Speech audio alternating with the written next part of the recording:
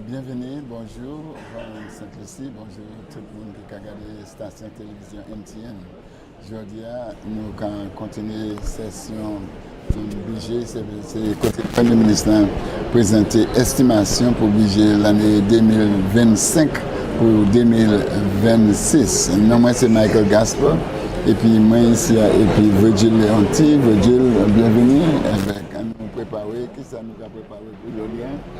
So we're starting with the debate. The actual debate on this year's estimates will start at what time? We anticipate that they should begin perhaps next 10 minutes or so.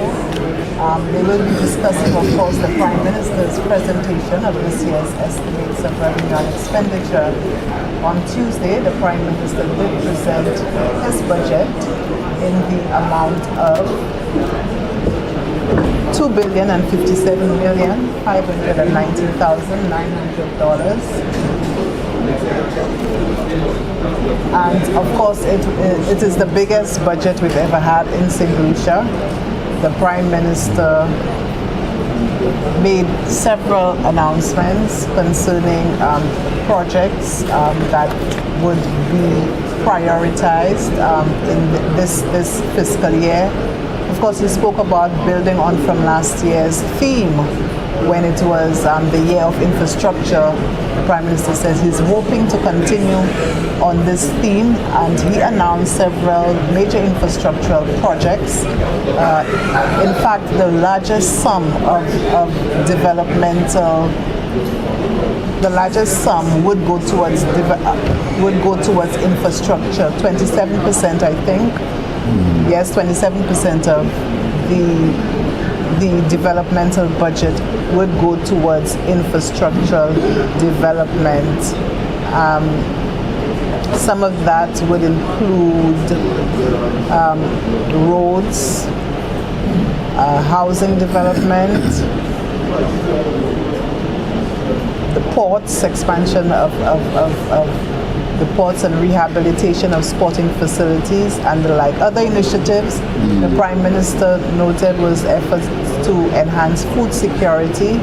He also spoke on initiatives to expand investment in all sectors, including foreign investment, Michael, including youth, MSME entrepreneurship activities. Oui, Virgil, quand on dit Premier ministre présenté, ça c'est budget, mais nous n'y pouvons faire même savent que budget, peut-être il y a des approchants des 23 administrations. Oui, exactement. Il y a des l'année passée, commencer à faire changement pour budget en manière était avant. Normalement, en temps passé, il était qu'à fait une fois, mais je ne sais pas, c'est pour estimation, c'est l'IMOA, combien il a coûté, et après, le gouvernement a présenté ça, il a pris policy, ça c'est qui direction gouvernement a pris. Mais nous n'avons pas les plus sur ça, puisque nous avons ça Jean tué, et puis et puis speaker, nous avons mené directement au ça qui a passé en cas de concept à présent.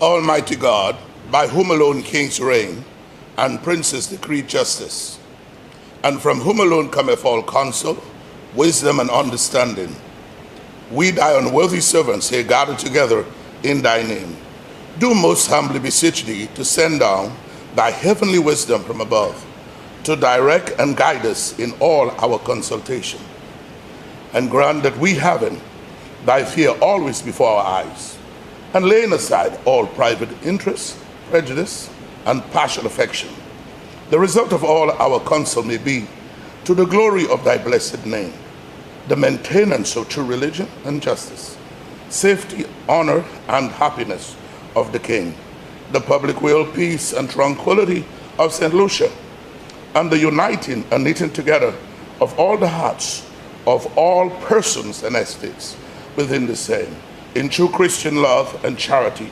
one towards another, through Jesus Christ our Lord. Amen. the grace of our Lord Jesus Christ, and the love of God, and the fellowship of the Holy Ghost be with us all evermore. Amen.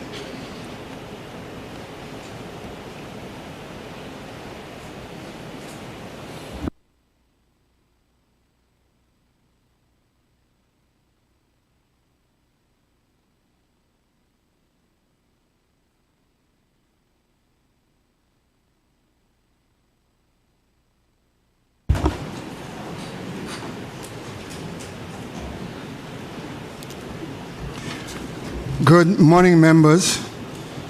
When the House rose on the evening of Tuesday, 25th March 2025, the question had been put that be it resolved that the Honorable House of Assembly do adopt the report of the Standing Finance Committee on the estimates of revenue and expenditure for the financial year 2025-2026 in the sum of $2,057,519,900 as a charge against the Consolidated Fund and other funds of the State of St. Lucia.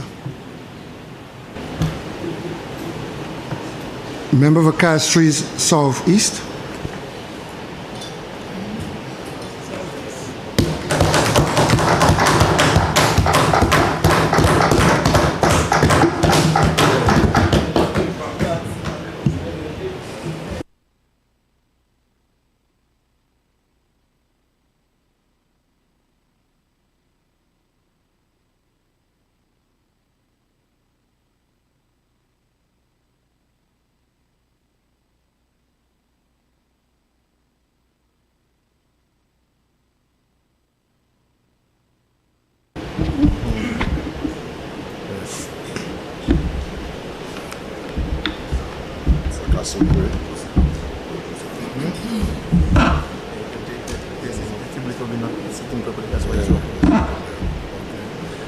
Thank you very much, Mr. Speaker, and permit me to say good morning to all parliamentarians and everybody else. Good morning. Mr. Speaker, it is with a humbling gratitude that I stand on this side of this honorable house to lend support to the estimates of revenue and expenditure as presented by my esteemed leader and Prime Minister, the Honorable Philip Joseph Pierre. You see, Mr. Speaker, I cannot help but publicly declare my admiration for the tender heart of the Prime Minister, a man who exemplifies the love of God, not only in deed and in truth, but also in his actions. Mr. Speaker, I just need to share from a word of scripture taken from 1 John chapter 3, verse 17 to 18, and it reads, "But whosoever has this world goods and sees his brother in need and closes his heart of compassion, how does the love of God abide in him? My little children, let us not love in words or with the tongue, but in deed and in truth." And that is why, Mr. Speaker, I feel honored to serve in the cabinet of such a leader, alongside women and men who share such positive values and share in the vision and mission of putting our people first. Mr. Speaker, as the minister with responsibility for poverty alleviation in this country, I am also guided by Isaiah 58 verse 10, which says, "If you pour yourself out for the hungry and satisfy the desire of the afflicted, then your light will rise in the darkness and your gloom will be as noonday." And that has been the mandate, focus, and work of the Ministry of Equity, Social Justice and Empowerment, to pour out ourselves for the less fortunate and the afflicted.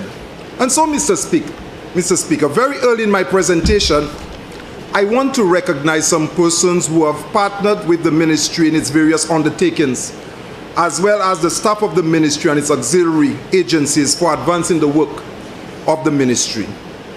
The Basic Need Trust Fund through the Caribbean Development Bank, Raise Your Voice, the Christian Council, and other faith-based organizations, as well as other non-government organizations. They have been steady partners for my ministry on a number of projects.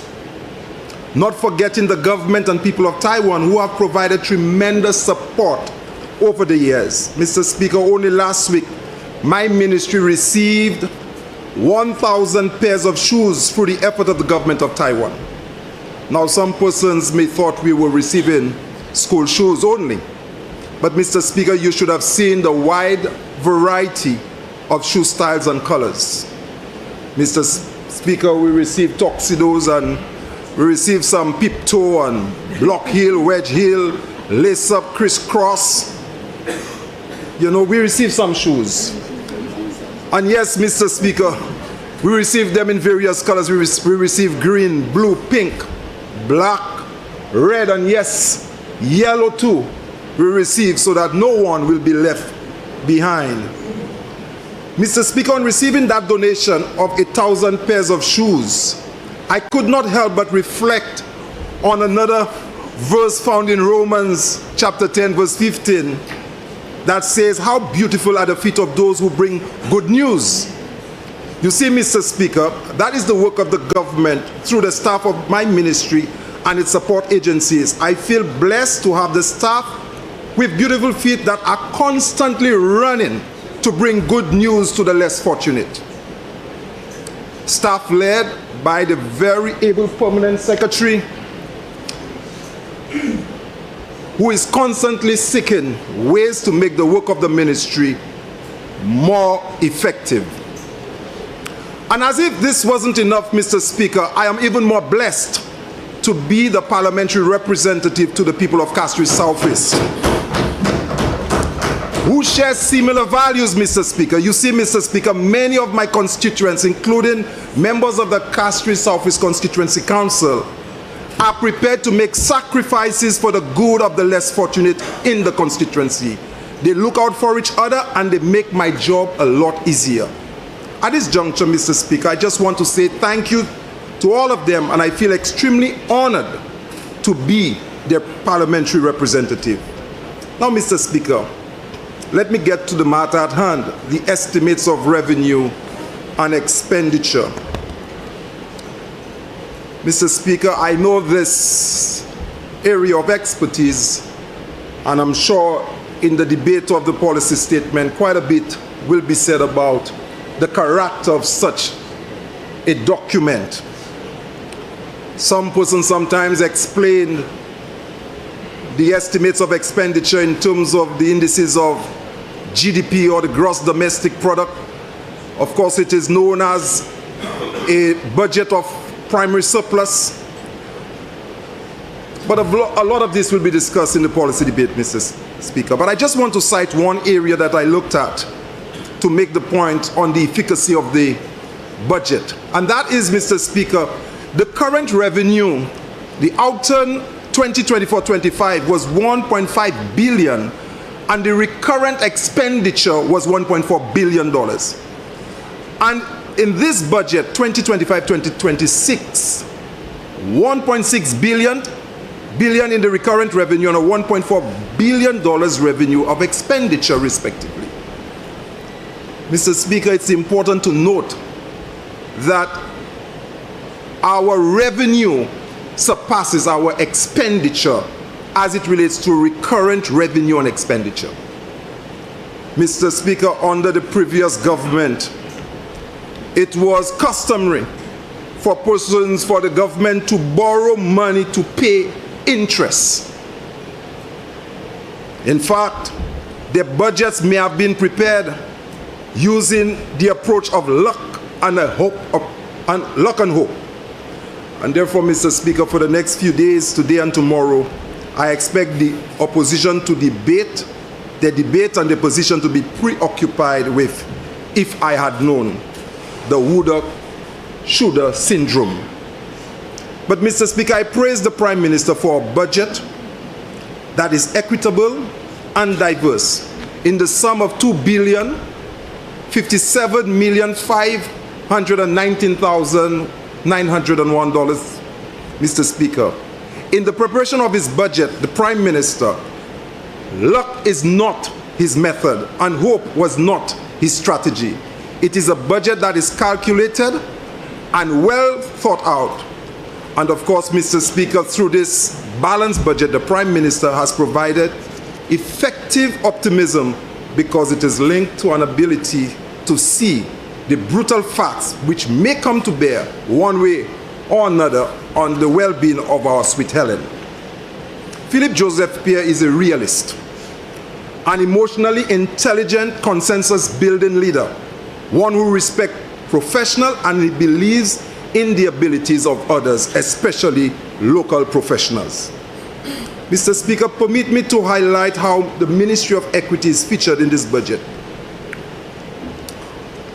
On Head 51, a total allocation of $58,629,500 was allocated for the Ministry of Equity, Social Justice and Empowerment. Mr. Speaker, I want to repeat the amount. Don't say hope too loud. Don't say hope too loud. But a total of $58,629,500. Just $248,000 less of the amount that was allocated last year. And someone may want to ask why. Because a major loan under the World Bank had come to an end. And that is why the amount has gone down. But the Prime Minister, and I'm saying that I'm extremely pleased, has made significant increases in the social sector. In fact, he tells me from time to time that I can't get the entire budget for poverty reduction. And this is true, because while he maintains an enabling environment for economic growth, he invests in lifting those who need some help so that no one is left behind. Mr. Speaker, the Minister of Finance, the Prime Minister, Philip Joseph Pierre, has given the Ministry of Equity enough. And Mr. Speaker, I will just give you the reason why I can say enough. Mr. Speaker, when I looked at the figures for my ministry, it reminds me of a chorus that we sing at church that says, smile a while and give your face a rest. Wave your hands to the one you love the best. Then shake hands with the one nearby. In other words, you don't have to skip some benches, you know? Yeah, shake your hands and greet them with a smile. That chorus came to my mind, to my heart, when I looked at the figures given to the Ministry of Equity. Why? Because grants and contribution, the Prime Minister increased it by $298,532. But Mr. Speaker, I will not tell you everything that went up, but I want to share with you some of what that gone up in grants and contribution that made me happy. First, the Bexar Catholic Church, the Sarat SDA Church and the Zion SDA Church will receive grant of $10,000 each this year for their feeding programs. First time. First time. In Castries Southeast. Yes. Mr. Speaker, the feeding program in my constituency is receiving an injection of $30,000 annually. You understand why I can sing the chorus? Smile. Smile a while and give your face a rest. Mr. Speaker, the family child care have received $48,368. Transit Hope, $15,000. And of course, the public assistance, where we were receiving $10 million, the Prime Minister has increased it by $3,277,000. So we have persons on the waiting list we can now bring on to receive public assistance. Home care, we were receiving just $9 million a year. He has increased it by another $1 million. We'll be receiving $10 million in total. Mr. Speaker, there's a new infrastructure program It's not called CDP, it's called IDP, Infrastructural Development Program, that is now within the Ministry of Equity. $5 million was given for it. Yes, sir. Don't say AA. And of course, another beautiful, beautiful intervention, support to religious organizations. $500,000 was given. So, Mr. Speaker, you'll understand why the Bad Knee Pentecostal Church will get some support. You understand why the Twapito Church of God will get some support with their training of young persons, and that therefore SJ Church will get some support as well. And many other religious organizations involved in charitable support will receive support around this island, because this Prime Minister has made these new interventions. This wasn't there before. Se bagay sa la patela. These are new interventions. So, some people who are currently at home doing their worship, hearing that, I could hear them shouting, hallelujah! Because there's good news. And that is why, when I started, Mr. Speaker, I made reference to a very important scripture text, Mr. Speaker. How beautiful are the feet of those who bring good news. So, Mr. Speaker, we are happy. But today, Mr. Speaker, I want to go a little deeper to highlight what has happened in Fisheries South over the years, and how will this budget further improve the well-being of persons in Fisheries South. So I will spend a little time on this. And since I'm talking about the Ministry of Equity, Head 51, that has received $58 million, let me share with you how through the Ministry of Equity and its auxiliary bodies that Fisheries South has received support. First, the elder care, Mr. Speaker.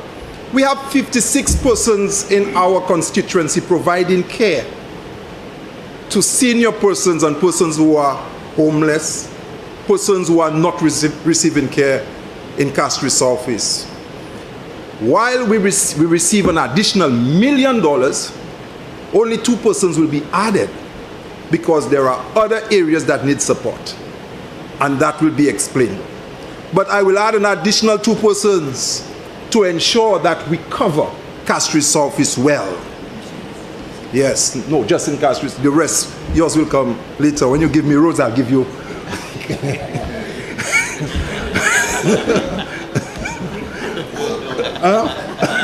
Roads for.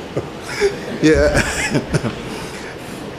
Mr. Speaker, in Fisheries South, 106 students at tertiary institution receive scholarship from Fisheries South, and it was made possible through the support of SSDF and the Ministry of Equity. 507 students under the Back to School program in Fisheries South. 54 persons receive burial aid. 180 persons receive housing assistance. Yes, 40 persons receive income support. Mr. Speaker, 112 persons medical assistance. And I just need to pause here, Mr. Speaker, because if there are some things that you really do not want to speak about because it's personal, but Mr. Speaker, I've had to share with some people the power given to me by persons who voted, what exactly it means and what do I do with this power. Mr. Speaker, one of the stories I can share with you was a case where a 21-year-old young person needed urgent support, medical support, and it had to be instant. And the doctor spoke to me and said to me that, Minister, if somebody don't act, probably it would be difficult for the person. And I said to the doctor, can you go ahead and do everything and send me the bill? Mr. Speaker, he called me while I was overseas and said, the medication is working well. And when I saw a young 20-year-old that I saw on her bed, on her feet, she putting back aside, looking well, I have said to persons who were responsible for bringing me into this house, they are responsible for the well-being of this young lady. But Mr. Speaker, when it is 2 persons, when it is an additional 3 persons, when through the medical support you've been able to contribute to the well-being, and even to the extent that you believe that you may have helped save lives of 5 individuals, if I would have done nothing else in this constituency, I have reason to celebrate. So when I speak of 112 persons receiving medical assistance, that ought not to be taken lightly. Because for persons who contributed to my being in this parliament, they have all contributed to saving lives of individuals. 42 small businesses received support, and 202 community sponsorships. Mr. Speaker, persons are always using sponsorship as a form of livelihood. So when they sponsor barbecue, they receive sponsor to do they play some games in the community and what have you, a football competition. It's a means of livelihood.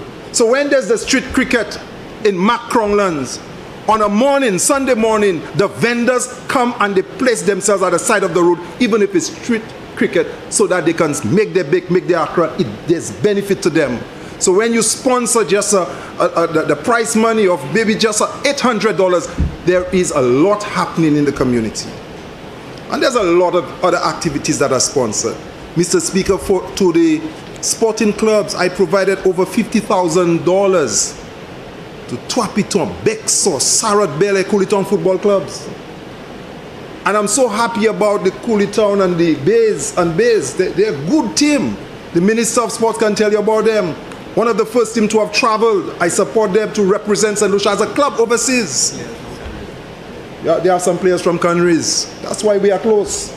And they have 2 from Grosile. I tell you, that's why we all here together. You understand? But yet they represent Bays. You understand? Mr. Speaker, some of what has happened in Fisheries South, which includes the Bel Air Community Center and construction of the Early Childhood Center in Bel Air. Mr. Speaker, this one is one that persons must, the history book will be written on this one. Because it's an interesting story, Mr. Speaker. I was at the Ministry of Planning responsible for the relocation of persons from Tetshime to establish that new community in Bel Air. Many years ago, for the construction of Rotterdam. But Mr. Speaker, we relocated the community, placed them in a place that had nobody before. We just placed the homes there.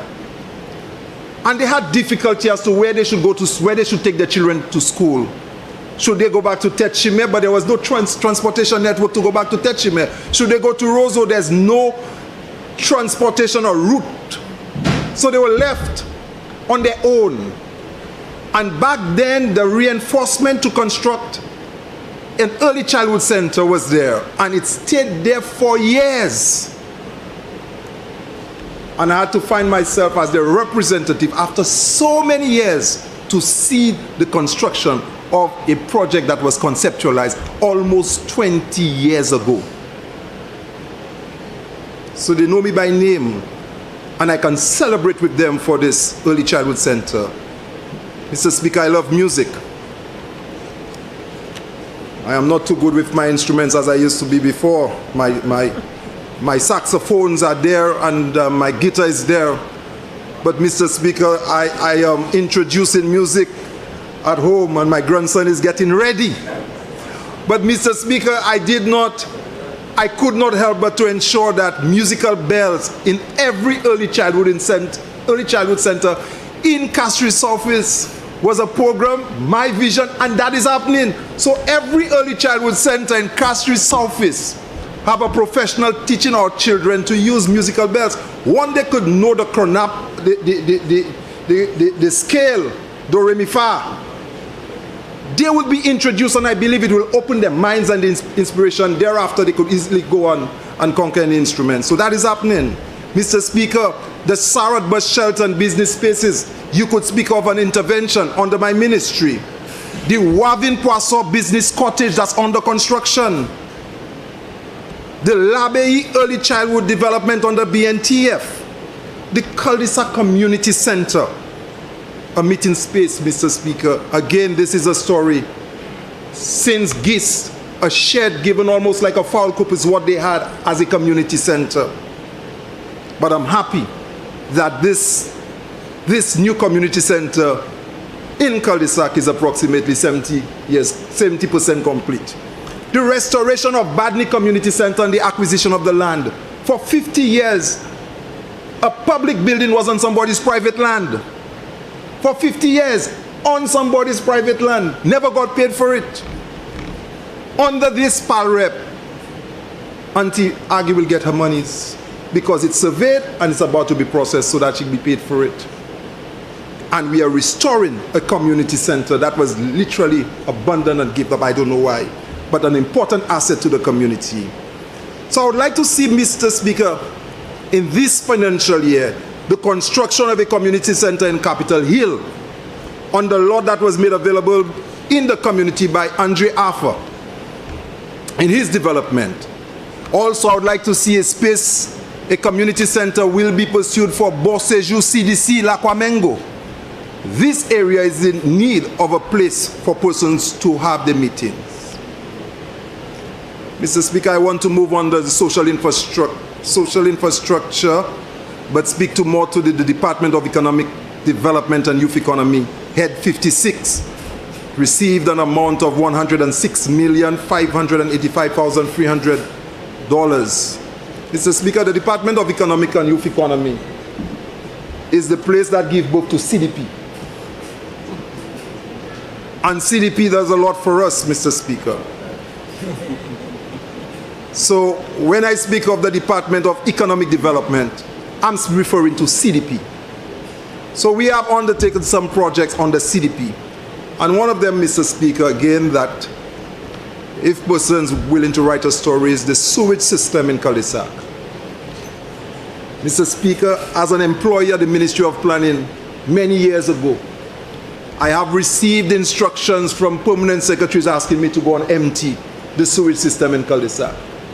Way back in 1992, an employee at the Ministry of Planning, whether it is Mr. Clitter Springer who was PSR husband, get a truck and empty the sewage system. These people have been living in that condition from since then. A massive cesspool was developed as a sewage system where so many homes converged and dropped the waste in it. But as the population increased, you know what would happen. When it was developed, there may have been just a few persons, but with the population of Cul-de-sac, it has been insufficient, it has been a nightmare. And Mr. Speaker, currently we are about to connect this system, the residents of Cul-de-sac, into the largest system that you could find on this island. And I'm happy that I was able to achieve this with WASCO, with the Taiwanese people of Taiwan, as well as the CDP contribution. So now we'll see the end of this. Apart from this, Mr. Speaker, we talk about some key access projects, and I call them access projects because they are not roads from the Ministry of Infrastructure.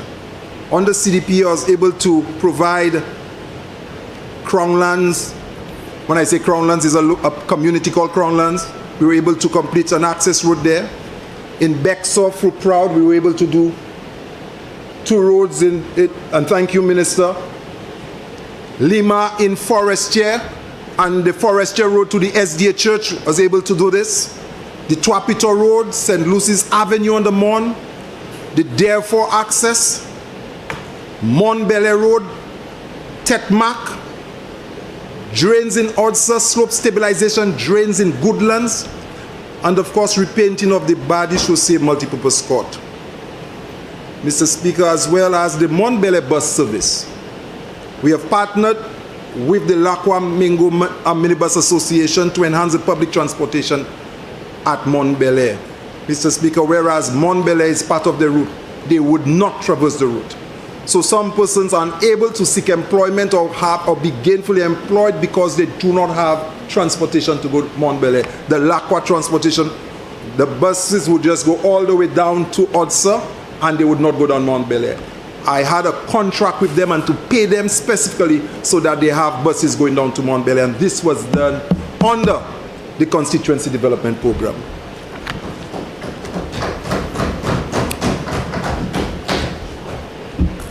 This financial year, Mr. Speaker, we will continue work in Cooley Town. That's access and drainage work. And in Cooley Town, the drains are needed. Wavin Poisson, Capitol Hill, therefore Trois Pitons, Badi-Chaussee, and of course, yes, I think Ms. Nelson would be listening, the Wavin Poisson Road, Sabina Frederick and Sydney and Zoll, of course, would know of the drainage intervention that is needed in a section of therefore Bexor near Breadmaster, and of course, that is at the instance of Terence Edward. May he rest in peace. Under this heading, we will see the construction of a bus shelter in Capitol Hill, Tiroche, Badney, Chopin, Flossack, Odsa, and Goodlands, Mr. Speaker. And I'm asking and informing the residents that these interventions will be coming through the CDP in this financial year. Mr. Speaker, under the head 43, the Department of Infrastructure, Ports and Transportation, and the amount allocated for that ministry or this department is $179,140,400. Mr. Speaker, the people of Fisheries South would know at this time, while they have been patient, not one road has been done by the Ministry of Infrastructure in Fisheries South. But we have been patient and we understand. But we know, Mr. Speaker, at this time, we are considering the following roads: Lacqua Mengo to Odsa, Cooley Town Road, Derba. And Mr. Speaker, when I speak of Derba, Derba has two communities. They have a Leba and a Baba. Alibaba.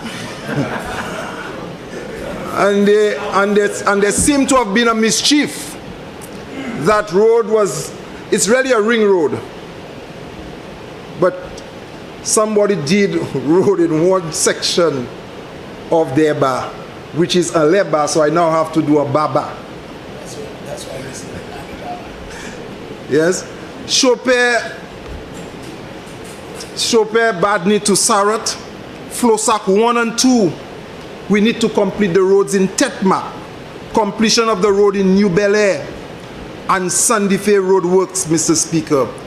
We're hoping under this heading that we could complete free retaining structures in Tiroche.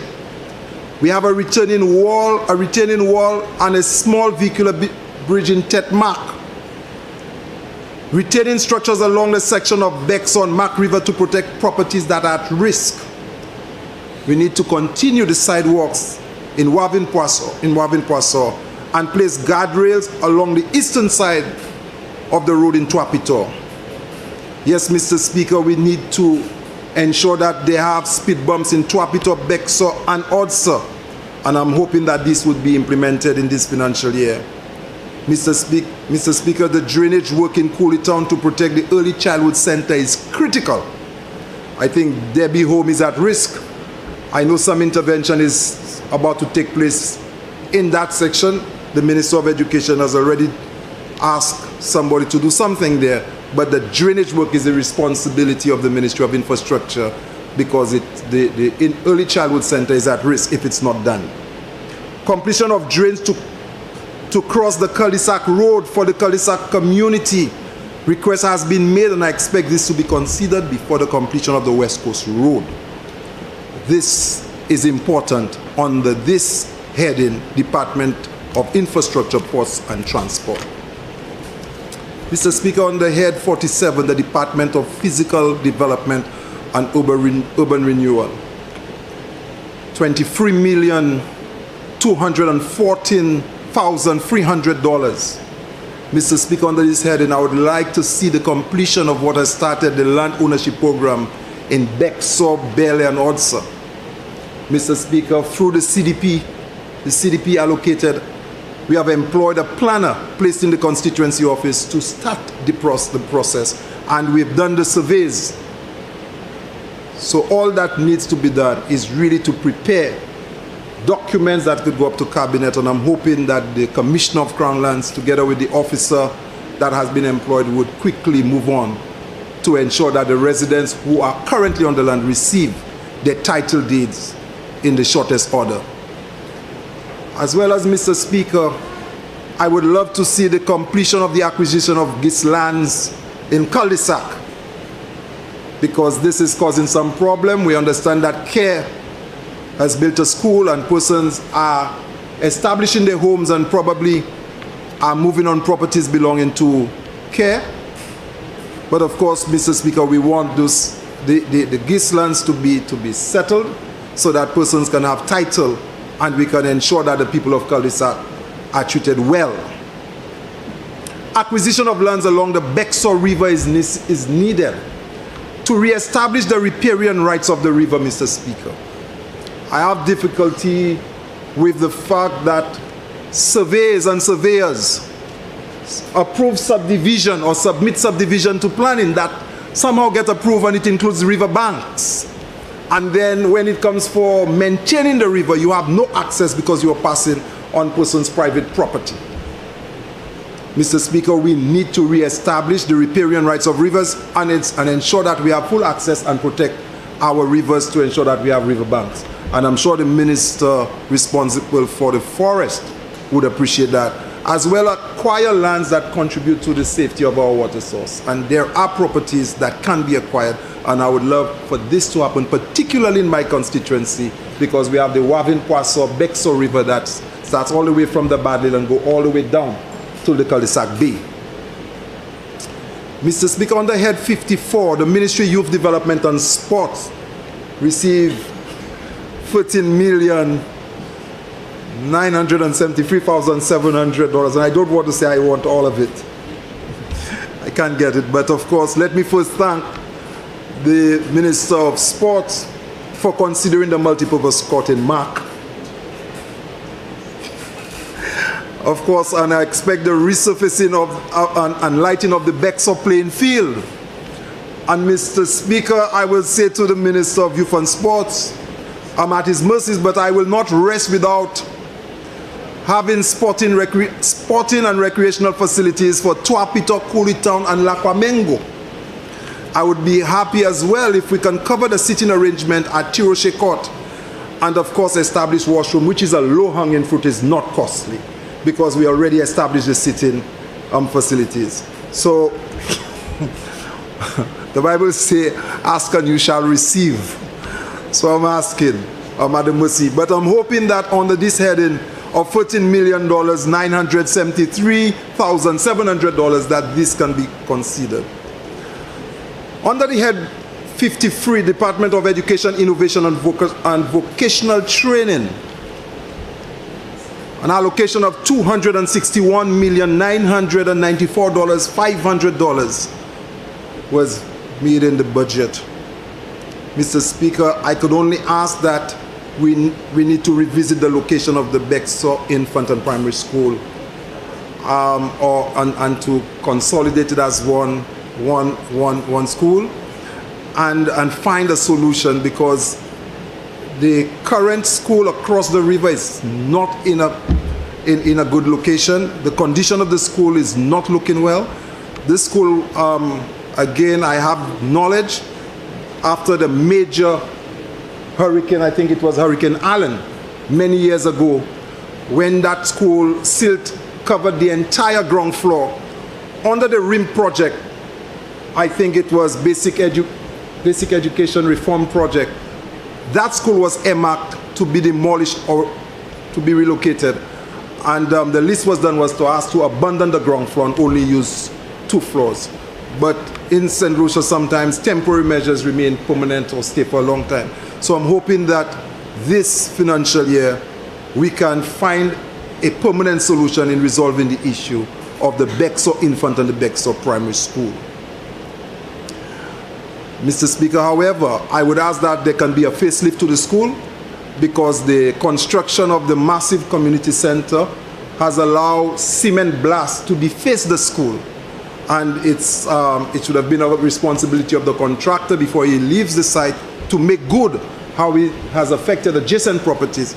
But I think it will become a responsibility of government. So I'm asking that the Minister of Education consider passing 2 coats of paint on the eastern side and the northern side of the elevation of this building, so at least we could look a little better than we look right now. Mr. Speaker, again, I want to cite that the Early Childhood Center needs major works. I understand that some small works are being undertaken at this time, but we need to look at thorough work for this Early Childhood Center in Cooley Town. I keep receiving a call from Zanaya, who has a daughter at that school, and I'm letting her know that something will be done about the school.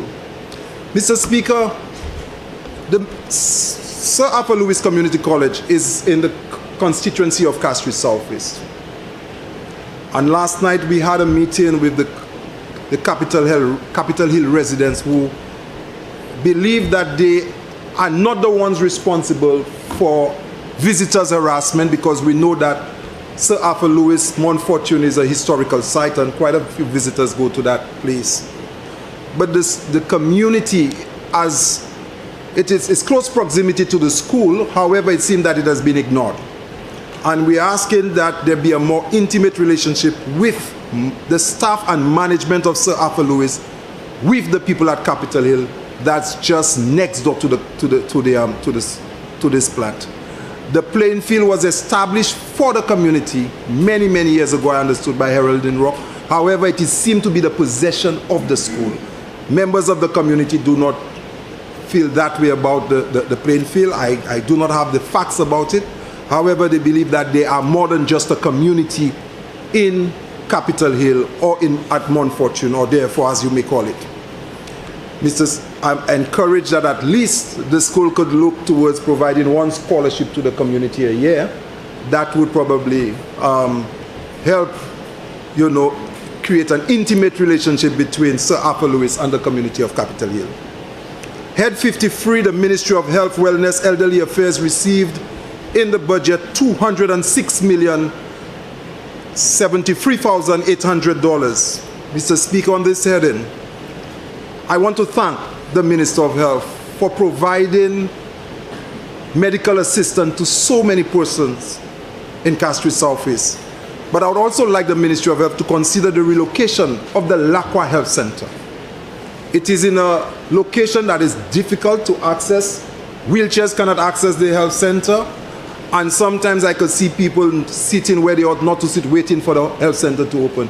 It is in a, of course, anybody who understands the Lacwa Marigo Main Road understands the nature of the road, and it's in a difficult location for a health center.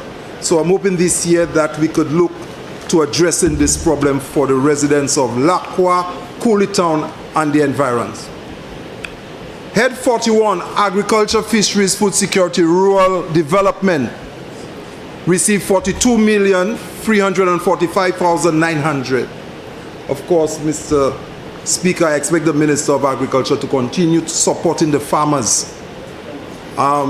Yes, he speaks of water tanks, fertilizer. I'm not a farmer, and sometimes I do not have visibility of what is being donated. But of course, I would like for the Ministry of Agriculture, we had a conversation, we had a meeting with our farmers, and we commenced the discussion on establishing a farmers cooperative in this part of the island, because some of the most significant farmers are from Fisheries Southeast. And therefore, we would like for you to continue of us to realize the establishment of a cooperative, both under the Constituency Development Fund and through the Ministry of Agriculture, we could realize this, as well as establishing a farmers market once a week in Fisheries Southeast. That was part of the discussion, and we would like to realize that in this financial year. Head 46, the Ministry of Tourism, Investment, Creative Industries, Culture and Information, received $51,086,200. Mr. Speaker, the Minister of Tourism is not here. Fisheries Southeast, through the Hills and Valleys Event Company that was established specifically as a vehicle for transforming the community.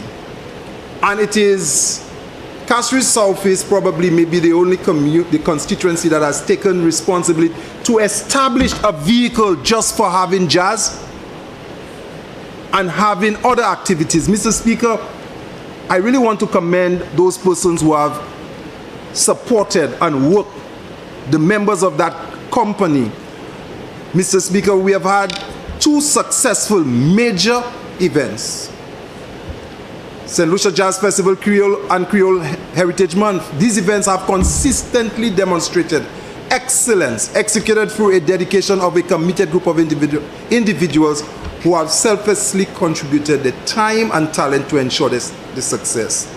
The economic impact, Mr. Speaker, of these events has been significant, providing substantial benefits to vendors, suppliers, artists, and other local talents.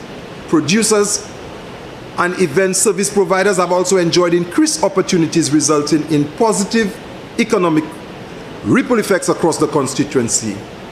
Contributions through the Community Development Program have surpassed $85,000, supplemented by generous support of the government agencies and sponsors from corporate sector. The upcoming 2nd Annual Jazz Festival, it's currently at its planning stage and is scheduled to take place on May 1st, 2025 in Bexar on the same site. The event will feature an exceptional lineup, headlined by renowned Jamaican artist Sherwin Gardner. Also gracing the stage will be Jamal Maxwell, a 2025 Caribbean Music Award 8-time nominee from St. Lucia, along with many other household names in the local music industry. This highly anticipated event will be free and open to everyone, fostering community engagement and Member for cultural. Southeast, you have 15 minutes left. Thank you very much, Mr. Speaker. I do not need any more time. On cultural celebrations. Feast of Musicians. In addition to national events, we have hosted 2 successful annual Feast of Musician activities. These events celebrate the diverse musical talents within the community and provide platforms for local artists to showcase their skills. The Feast of Musicians has become a cherished tradition, fostering cultural appreciation and encouraging artistic growth. A total of $38,000 have been contributed to hosting of this event over 2 years. Mr. Speaker, this is on the side of celebration of artists, cultural events, but on the tourism business and opportunities, we like to bring to the Minister and through Prime Minister that we can establish a lookout and vending facility at the Lacwa Junction. We recognize that the visitors pause at that location, but of course we do not have the necessary facilities to provide washrooms and allow them to enjoy the view over that part of the island. So we're hoping, Mr. Speaker, through the tourism, community tourism intervention, that the Lacwa lookout can be established. We also hopefully looking to restart or recommission the Forest Trail to allow persons to continue to walk through this part of the island and of course create livelihoods and business opportunities for the residents of Forestier. It happened in time past, but for some reason that has stopped. And there is a letter before the Ministry of Agriculture for to seek the necessary approval for us to recommence the visitors accessing this trail and of course celebrating walking through Peter Floor and this part of the island. Mr. Speaker, as well, we are asking the Ministry of Tourism to work with the community of Capitol Hill and the National Trust for the use and access to historical sites in Mount Fortune for tourism-related business opportunities. Mr. Speaker, on the Head 48 Department of Housing and Local Government, I wish to see the commencement, of course, as has been indicated by the minister responsible, of burial in the new National Cemetery.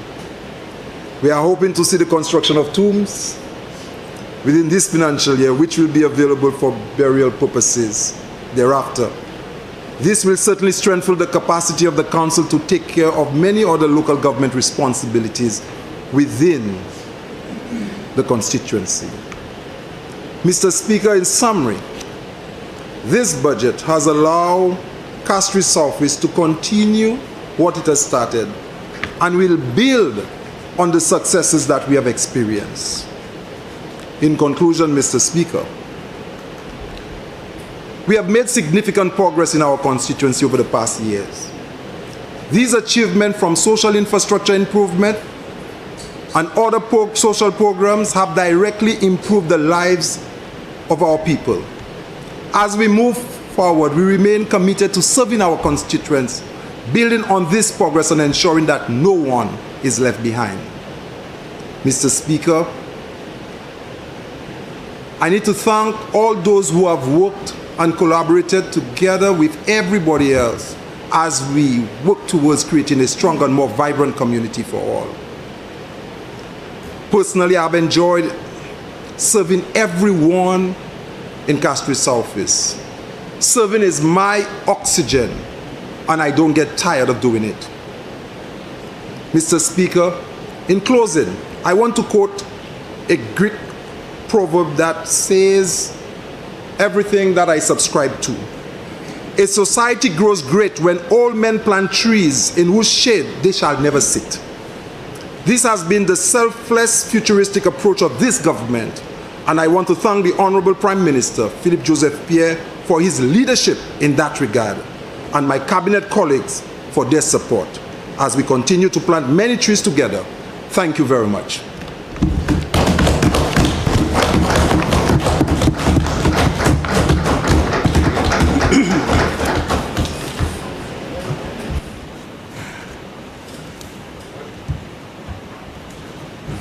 Member for Denry South.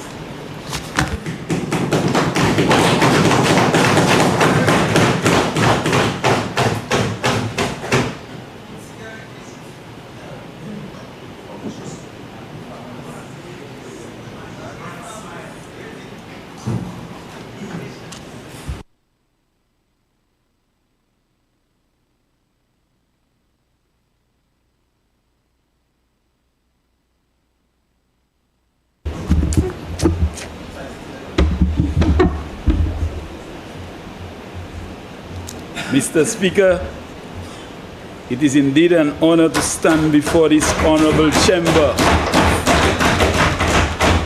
to lend my support to the 2025-2026 estimates of revenue and expenditure debate. Mr. Speaker, before delving into the details of my presentation, permit me to give thanks and praise to the Almighty God for His grace and countless mercies bestowed upon our country over the past few years.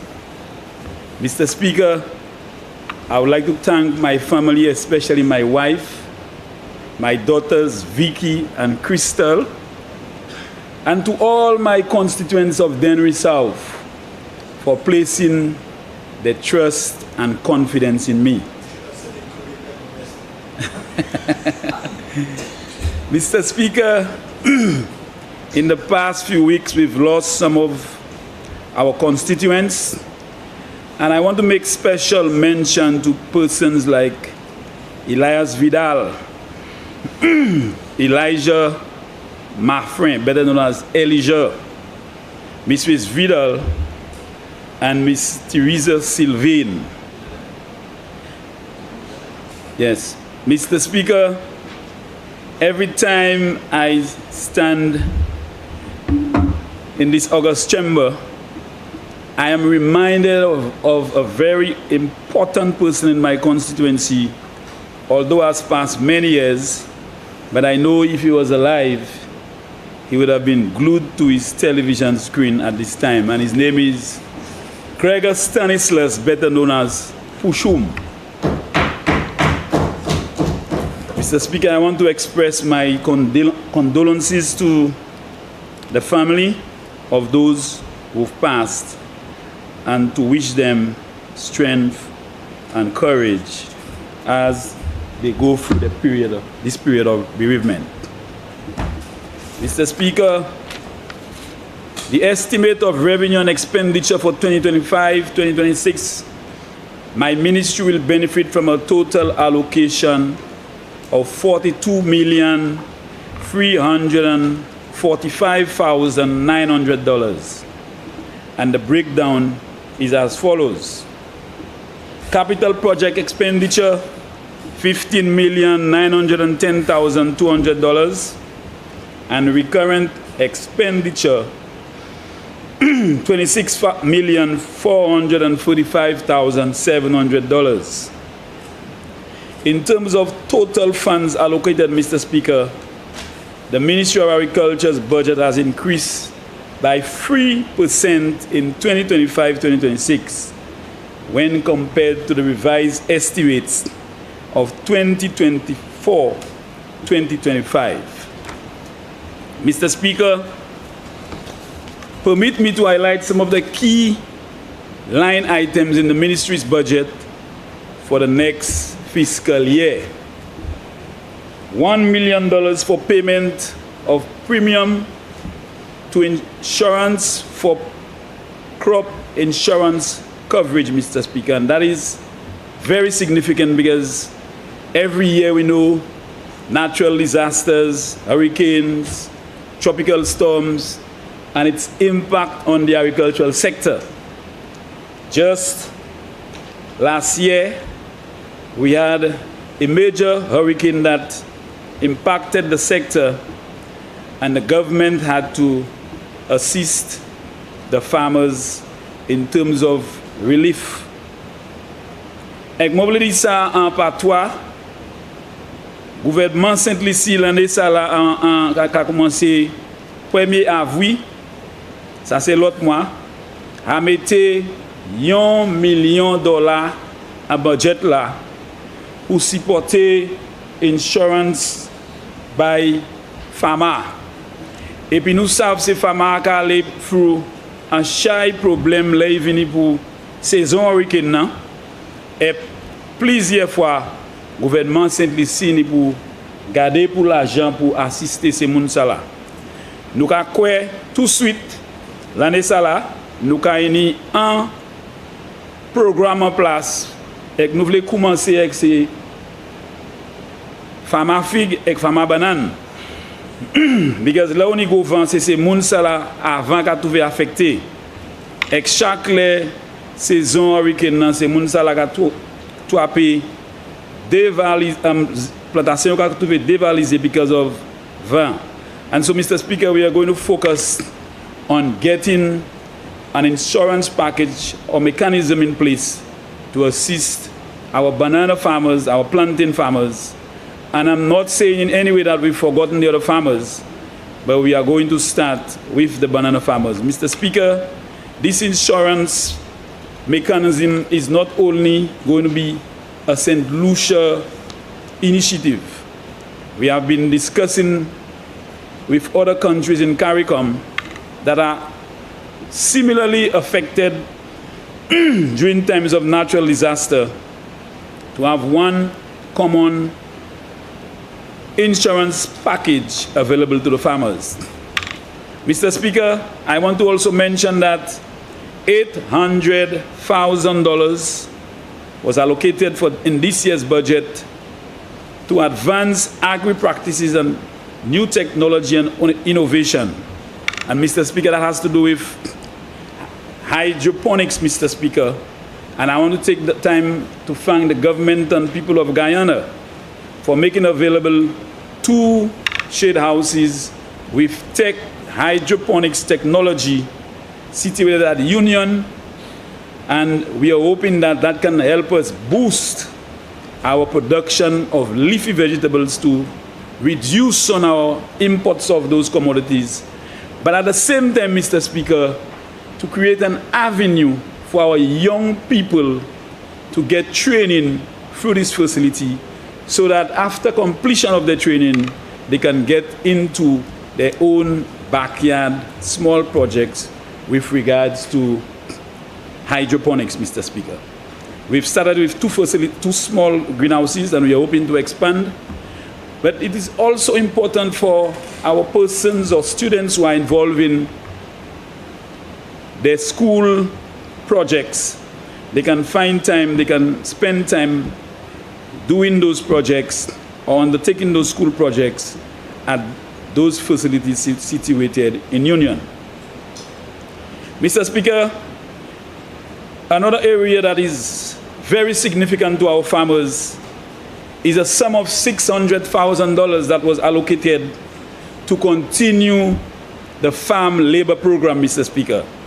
And Mr. Speaker, last year under the UBEC program, we had 115 workers involved, totaling 350 plus acres of land where farmers got labor assistance.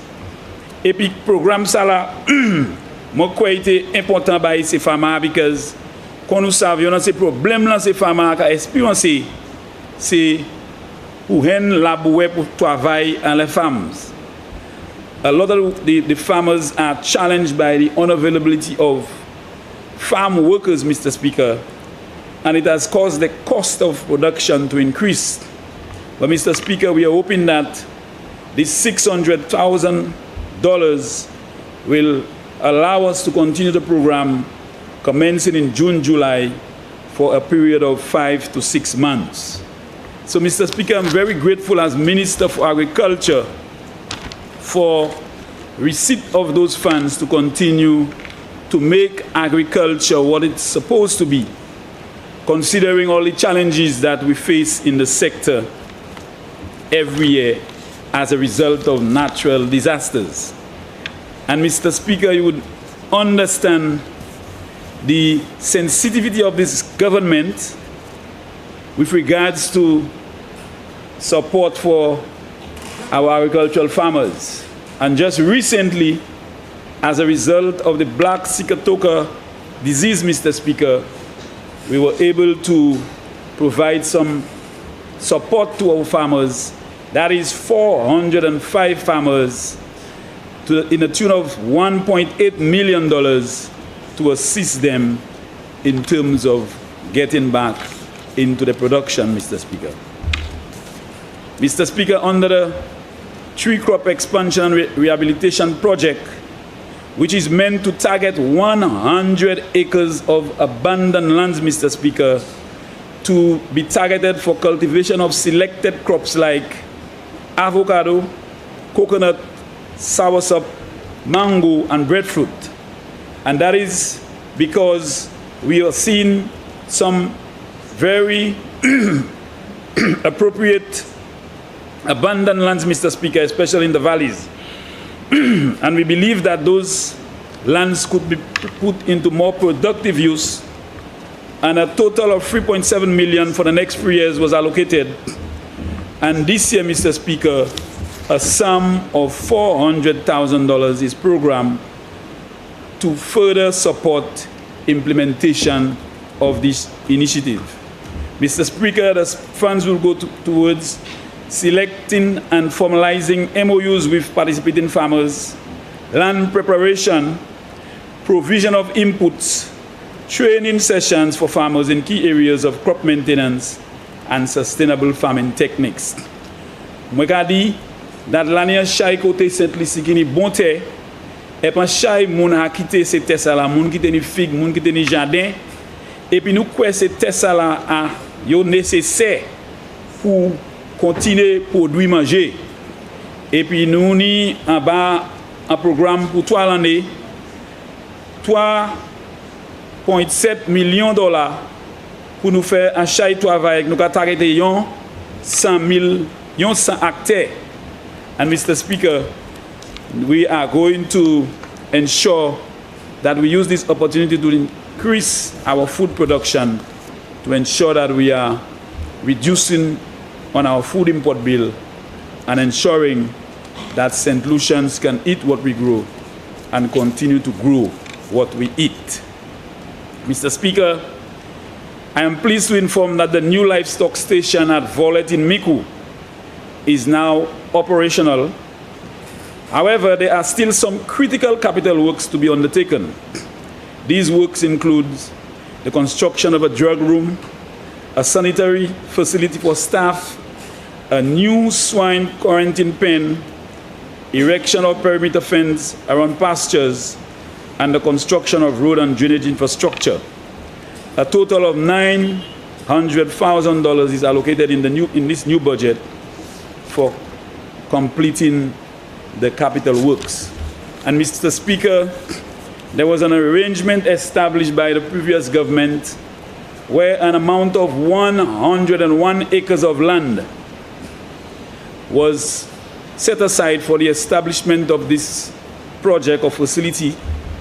And we are now working very, very quickly to identify lands within that parcel to move the issue of cattle on our highways, especially opposite Massey stores, to identify lands within that parcel to deal with the problem of the cattle on the highways, especially along or next to the Massey stores.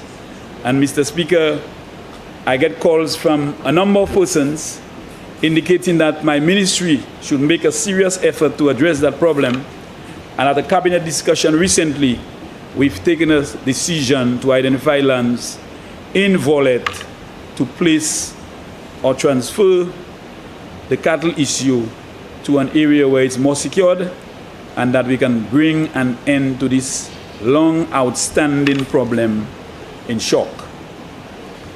Fisheries facilities, Mr. Speaker, since 2002, an allocation have been made to repairs to fisheries facilities, Mr. Speaker. As we know, the government of Japan donated a number of fisheries facilities to the government and people of St. Lucia. But the rate of deterioration of these facilities, Mr. Speaker, has been a cause of concern. And since 2022, an allocation has been made to assist or to provide much needed financial assistance to repair or upgrade those facilities. And Mr. Speaker, in this year's budget, I would like to announce that a sum of $1 million, Mr. Speaker, has been made for general repairs to those facilities, Mr. Speaker. And we will see work happening in places like Savans Bay, Denry South. We will be doing some work on the Prale Jetty, in Connery's, Ancillary, Soufre, Labrie, because, Mr. Speaker, we need to upgrade those facilities as much as possible. Mr. Speaker, we also receive another sum of $900,000 that is specially earmarked for the Viewfort Fisheries facility, Mr. Speaker. As we know, it's a huge facility and there are lots of issues there, and we are hoping that we will use those funds to deal with a lot of the issues that we have to address at this facility. Mr. Speaker, we also received $350,000 for the construction of a new forest house in Forestier. Very, very long ago, we had what we call a forest house in each of the 5 selected ranges in the forest reserves, Mr. Speaker.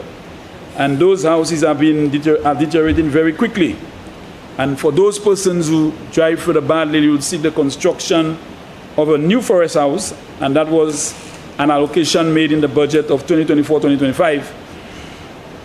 And we are looking forward, Mr. Speaker, to repair the forest house in Forestier in this new financial year. Mr. Speaker, I would like to draw your attention now to the constituency of Denry South, a constituency that I have lived for many years and understand the issues within this constituency, Mr. Speaker. Mr. Speaker, when I came in 2021, I became aware of all the issues with this constituency, especially the social issues, Mr. Speaker. We had a degrading infrastructure, for example, the fishing port. Là où tu drive le fishing port la Denry, où tu vois ce canal là bloc avec une chaille, bois poisson, la pateni light, ces places là pas te peintiwe, et puis nous tenions chaille problème à le fishing port ça là. We saw, Mr. Speaker, a degraded Denry multipurpose center, which got extremely damaged after a hurricane, after a tropical storm in July of 2021. Mr. Speaker, the Lakai daycare had not given any sort of attention since its construction in 1999, Mr. Speaker. We had a serious problem with deteriorating housing infrastructure, Mr. Speaker. Our cricket house had been in a state of abandonment, Mr. Speaker. And therefore, my focus was to really take a serious look at those facilities and to get them back in a state where proper use or they can be utilized for the benefit of the people. And so, Mr. Speaker, when I started construction of the houses in Denry, Mr. Speaker, I remember people like Olive, people like Akang, Zabwiko, Tatayo, Nora. Those persons were living in deplorable conditions, Mr. Speaker, and I thought it was necessary to provide immediate assistance to those persons under the Housing Assistance Program. To date, Mr. Speaker, I have assisted in one way or the other, whether by way of a sheet of plywood or 2 sheets of galvanized, or a window, or floor ply, or block cement steel, to almost 200 persons, Mr. Speaker. And I want to thank the government for making the funds available, especially through the Ministry or Department of Housing, Mr. Speaker. But, Mr. Speaker, I want to take this time to say to those who have not received that moko oblio, on peut prendre patience, nous pouvons l'argent pour bailler tout le monde la même, mais petit pas petit, nous caille ba ou assistant là, nous joindre l'argent. Moi ni une liste qui longue, et moi savent tout le monde ka venir pour demander et yo vle la même. Mais mon wish moi de ça bail tout le monde t-shirt galvanized là, t-shirt plywood là, t-shirt floor ply là, because moi savent nous tout besoin. Mais nous parlons tout l'argent pour faire et puis nous voulons tout point anti patience. Là nous joignent l'argent.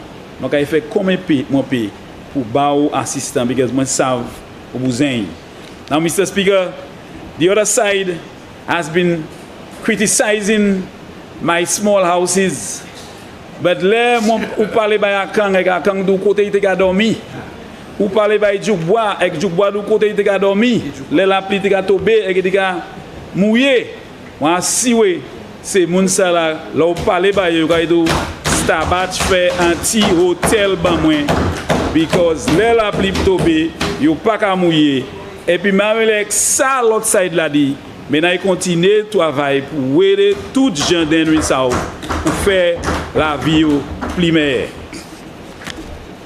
Mr. Speaker, I now move to infrastructure, Department of Infrastructure, Head 43.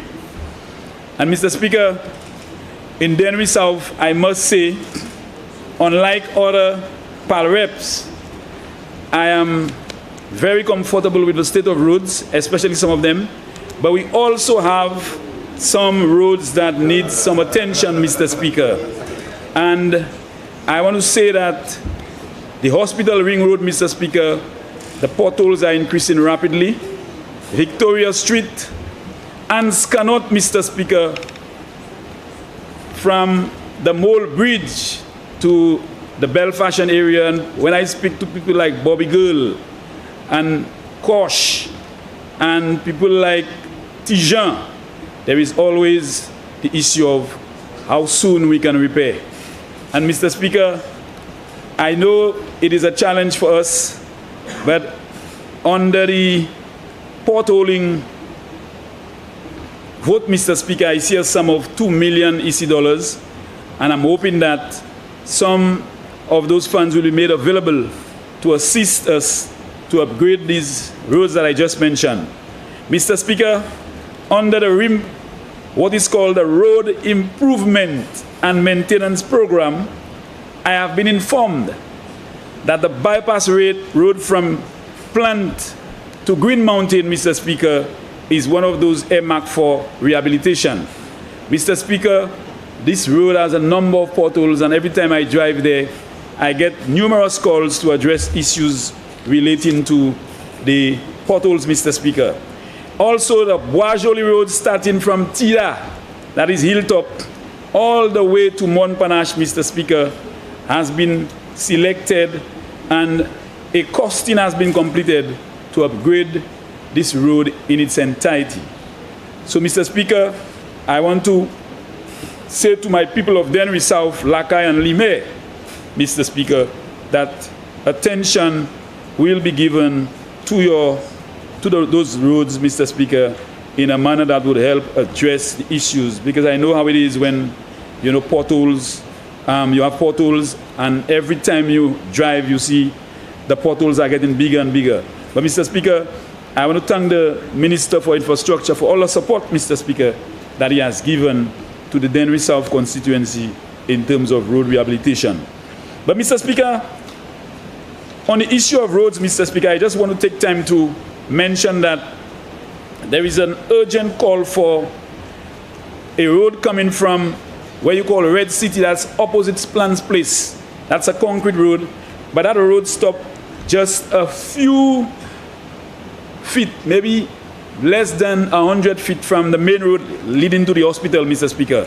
And I've already engaged the Ministry of Infrastructure in terms of conducting a costing, Mr. Speaker, or undertaking a costing to give priority to opening this road.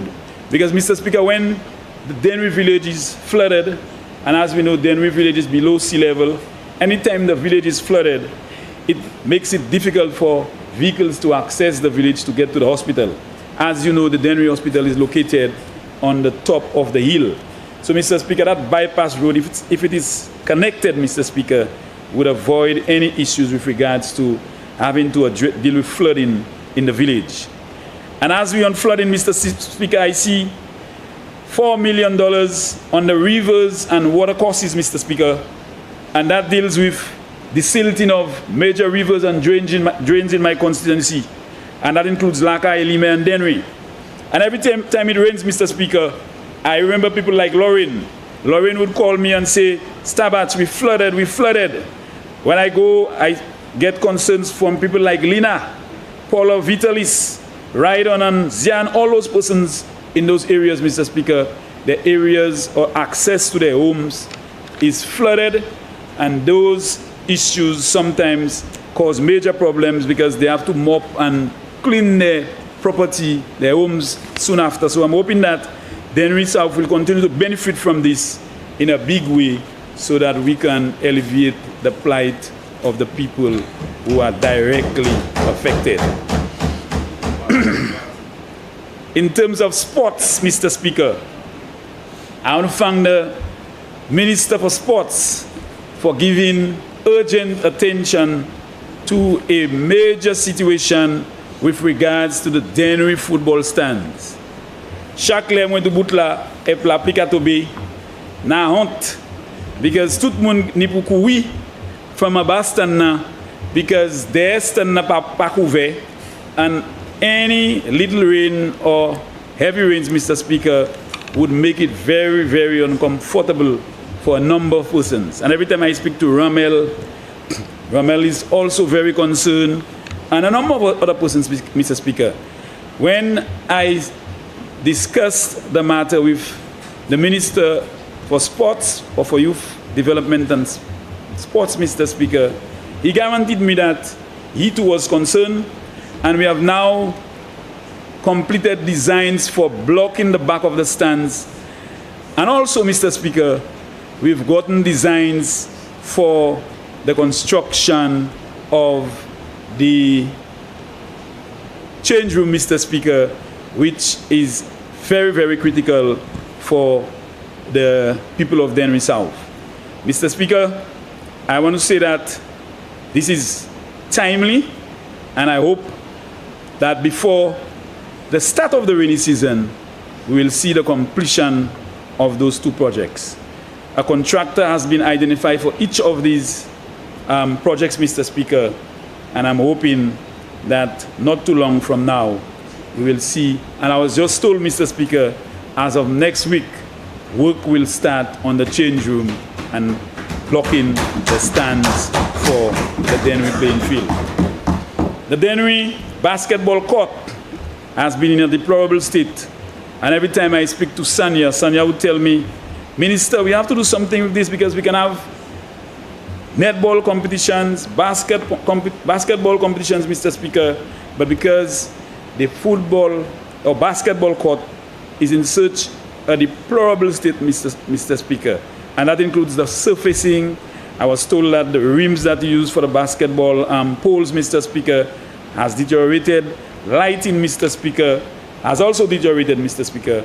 But I want to say that an award has been made to a contractor to put new lights on the basketball court, Mr. Speaker, and in the next few weeks, small contracts will be awarded to resurface the court and get it in a state of readiness, Mr. Speaker, so that our people of Denry South can use it as they've been doing in the past.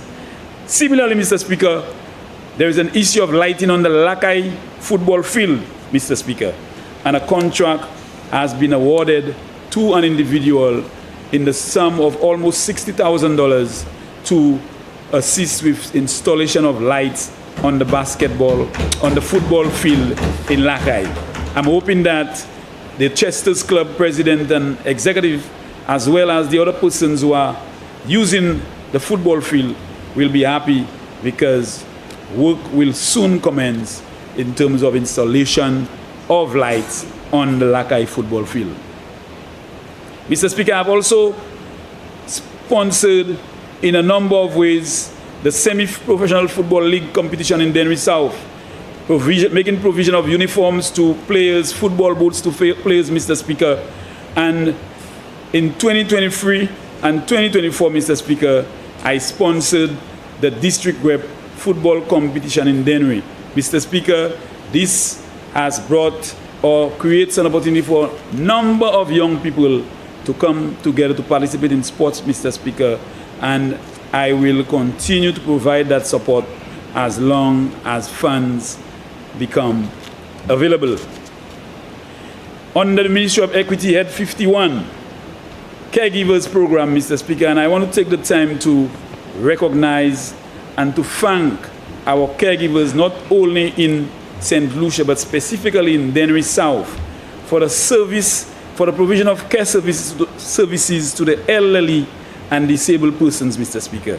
Mr. Speaker, every time I speak to persons like Joycelyn Martrin, Paula Pierre, Miss Lamine Lakai, Mr. Speaker, they thanked the government in a big way for the provision of service to them on a daily basis under the Caregivers Program. Mr. Speaker, I want to recognize the hard work of people like Justina Wells, Dean Biscom, Bala, Sister Polius, Julie, Lenisha, Naomi, Beverly, and all the others, Mr. Speaker, who are making a big effort to provide that service to the much needy persons in the constituency for the work that they do.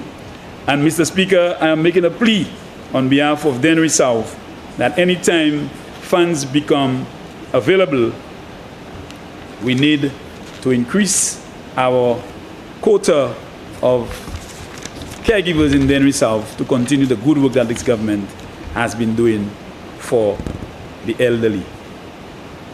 In terms of the Ministry of Health, Mr. Speaker, head, I think it's head 51, I'm not sure. But upgrading of the Denry Hospital has become a major concern. And just last week, I met with a team at the Ministry of Health, and we had a discussion on works to be done on the Denry Hospital, Mr. Speaker, in terms of improvement. And I was very happy a large sum of money has been allocated to upgrade the Denry Hospital in a big way. Mr. Speaker, I expressed concerns with regards to parking, because every time you drive to the hospital, it is very difficult to get parking, and I recommended that they should use the space in the back of the hospital facing the sea to provide some extra parking for persons going to the hospital. Moi aussi dis that ma content l'hôpital Denry a fermé à minuit tous les jours, because there have been instances where the hospital closed its doors at midnight, Mr. Speaker, and in less than half an hour you had an accident near Mongrel, and those persons had to be transported half an hour to St. Jude. Mr. Speaker, a small community like Denry, I believe that a greater effort has to be made so that we can see a 24-hour service provided at the Denry Hospital.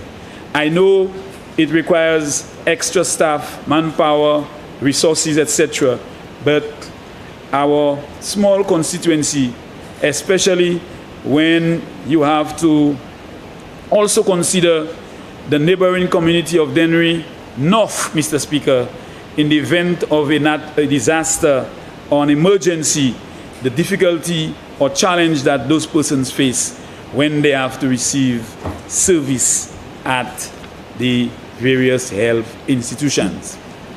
Mr. Speaker, I want to thank the Ministry of Education through the Minister for Finance, Mr. Speaker, for making available an allocation around August or September before the start of every school year for the last 3 years, Mr. Speaker, for making available small financial assistance to our needy parents to ensure that they can encourage or ensure that their children enjoy a proper school education. And every year, Mr. Speaker, we reach out to hundreds of persons, and I want to say a big thank you for the Minister for Education for making sure that this happened. But also, Mr. Speaker, the Denry South receives tremendous support in terms of school supplies from the US, Mr. Speaker. And I want to take time to thank in a very big way Coral and her husband and the rest of her family and other persons that she has ties with in the US for making a big effort to make those school supplies available to the children, needy children and parents of the Denry South constituency. Mr. Speaker, under the Ministry of Tourism, a sum of $1.7 million has been made available for the last 2 years for the revamping and upgrade of the Saturday Fish Fiesta. Nuni $1.7 million qui là avali ba Ministry of Tourism, ça c'est un programme là qui Community Tourism Project or Program, ça c'est pour nous réhabiliter côté nous gagner bagay spécial les samedis, the Fish Fiesta on a Saturday. Et puis nous travaillons avec Ministry of Tourism pour garder plus vite manière nous établir projet là pour y pas ni problème, nous pas ni problème et puis c'est péché à nous ni pour travailler pour rien de manière pour nous mettre ces notes là à la place côté il pas trouver affecté yo. Mais nous aussi ça c'est en place côté là où nous ni hurricane la mer a monté et puis nous ni pour garder pour mettre ça au crier en barrière en côté même qu'on nous ni c'est wash là pour la mer commencer en tuer il pas affecter situation et be projet nous ka quoi bagay peut-être bon finissement mai June nous ka continuer programme ça là and we will make available a facility that is going to generate high economic activity for the vendors and the people of Denry South.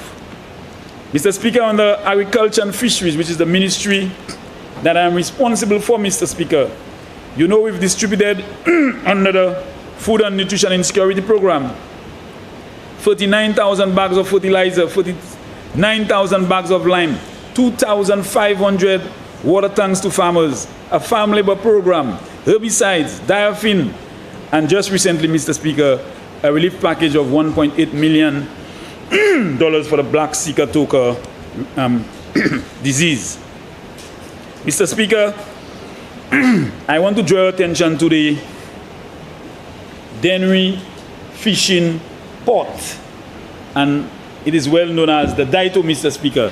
Mr. Speaker, when I came in, as I mentioned earlier, this facility was in a state of deterioration, and there was an urgent need to make recommendations for upgrade of the facility.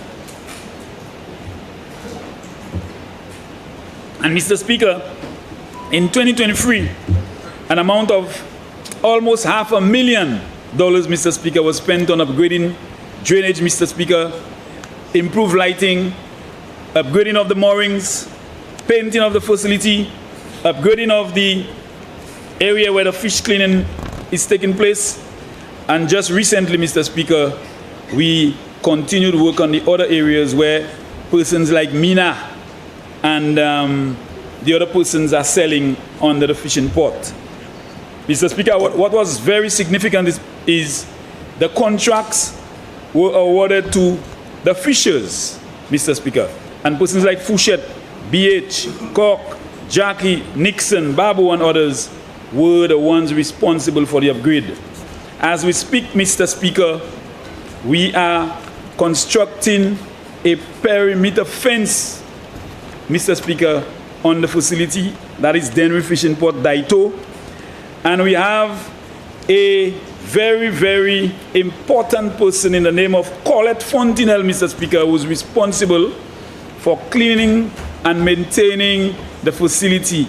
And Mr. Speaker, I must say that Colette has been doing an excellent job, and I want to encourage her to continue the work to ensure that we have the standards that we are to set. Currently, we are putting a new ice machine in there, Mr. Speaker, and as we speak, work is ongoing in Denry to put in a new ice machine. Mr. Speaker, we have on island 10 new ice machines, and I know communities like Soufre that would have already received theirs would still get an opportunity to get another one. But I see the member for Labrie staring at me. I just want to tell him he's also down to receive a new ice machine. Grosile, Viewfort, Canries, Ancillary, Miku, Mr. Speaker, and we have started work to upgrade. Yes, you should. You have quite a bit down there, I think, but we'll see what can be done. And Chozel, Mr. Speaker. So, as we speak, construction work or work is ongoing in the various landing sites to install those ice machines. Mr. Speaker, we are experiencing problems with the boat owners in Denry, that is in the pond, because the pond is heavily silted and it makes it very difficult for the boat owners when it comes to parking, and especially when the tide is very low. Some of the boats, there are damages caused to the boats as a result of the heavy silt levels in the pond. And Mr. Speaker, I was able to get a sum of $45,000 to de-silt the pond, and I'm just informing the fishers of Denry that as of the weekend, work will commence on the fishing port to de-silt the pond. Mr. Speaker, for many years I've been under pressure from my constituents for the state of the Denry Multipurpose Center. And just last month, Mr. Speaker, work has commenced on the upgrade of the Denry multiple center. Mr. Speaker, it's a place where, or venue where we used to have quite a lot of social activities like weddings, birthdays, dances, Mr. Speaker, and it has been in a state of degradation for the last 3 or 4 years. I'm very happy to state, Mr. Speaker, that work has commenced on the facility. A new road has also commenced, that is by Rydon, heading to the park, in the tune of $73,000, Mr. Speaker, and work is expected to commence very shortly to complete that road heading to the park. Since 2016, Mr. Speaker, contractors had been identified, but when the new government came in, they stopped the project. And so, Mr. Speaker, I just want to mention to the people of Denry, Chimère qui a commencé bon Rydon pour aller passer Zia pour aller boko apea, Chimère ça là a commencé tout de suite. We are also constructing a footpath in Toalo, Mr. Speaker, and that is by Peter Saint-Gis from where Jimo lives, because that area has been prone to flooding, and in some cases it's very muddy. As I mentioned, work has started in terms of the installation of new lights on the Lakai playing field and new lights on the Denry basketball court. We've completed the nursery road in Lakai, and that is a road that has been in a deplorable state for decades, Mr. Speaker. Now I am certainly sure that when the children and other persons living in there walk that road, Mr. Speaker, the thing of mud and removing their shoes, Mr. Speaker, would be a thing of the past. We constructed a new footpath starting by the tamarind tree by Lynn, connecting that nursery road, Mr. Speaker, and another concrete footpath was constructed near or below the Lakai daycare. We are working towards continuing work after this budget, Mr. Speaker, in an area by Shorty. I'm hoping that we can get the funds to construct a road going from Shorty all the way to Lenisha, and to also work towards upgrading a water situation where a lot of the persons who are living in that area, their lines or water lines are connected all the way in near the main road. So we have to get some funding available to assist them in getting their connection much closer to their place or dwelling place. We completed the new road at on the hill that is by Velda's place, and you know Velda has a son who's disabled, and very often she had to be pushing her pram or whatever they call it through the rough road.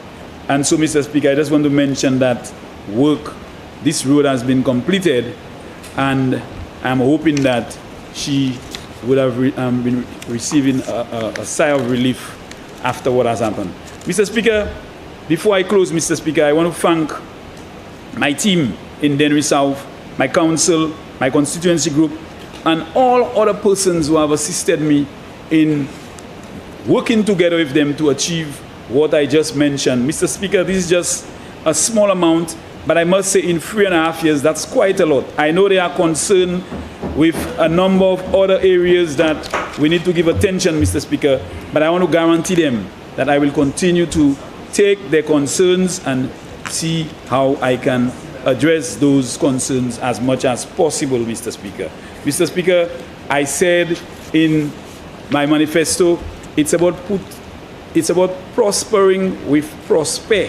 And Mr. Speaker, I want to tell the people of Denry, in spite of who my opponent will be, come the next general election, Prosper will remain the parliamentary rep for Denry South. Mr. Speaker,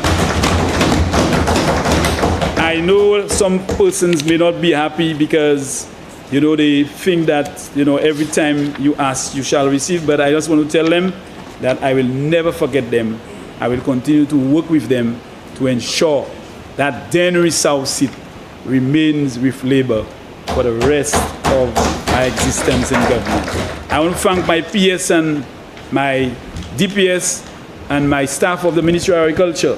I want to thank my cabinet colleagues, especially the Prime Minister, for making available the funds that are needed for the Ministry of Agriculture and my constituency in particular, Mr. Speaker. I will work with the resources that are available to address the critical priority areas, Mr. Speaker, because you cannot do everything at once.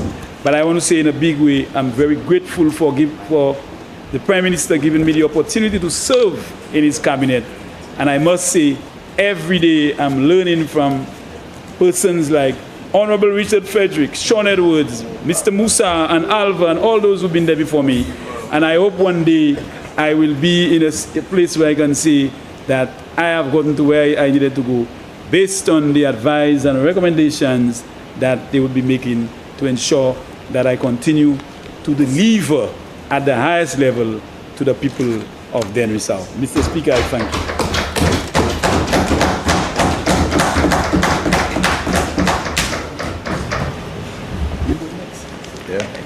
Bradley, you speaking now?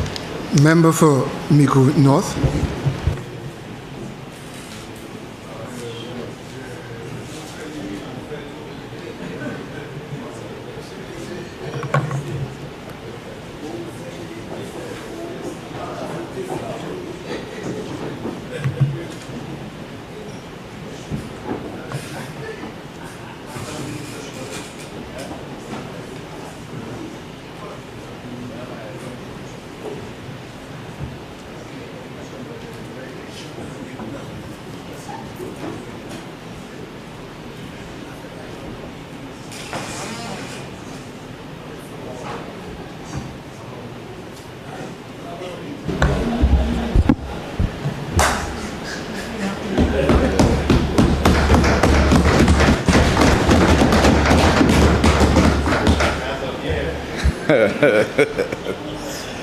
Thank you, Mr. Speaker.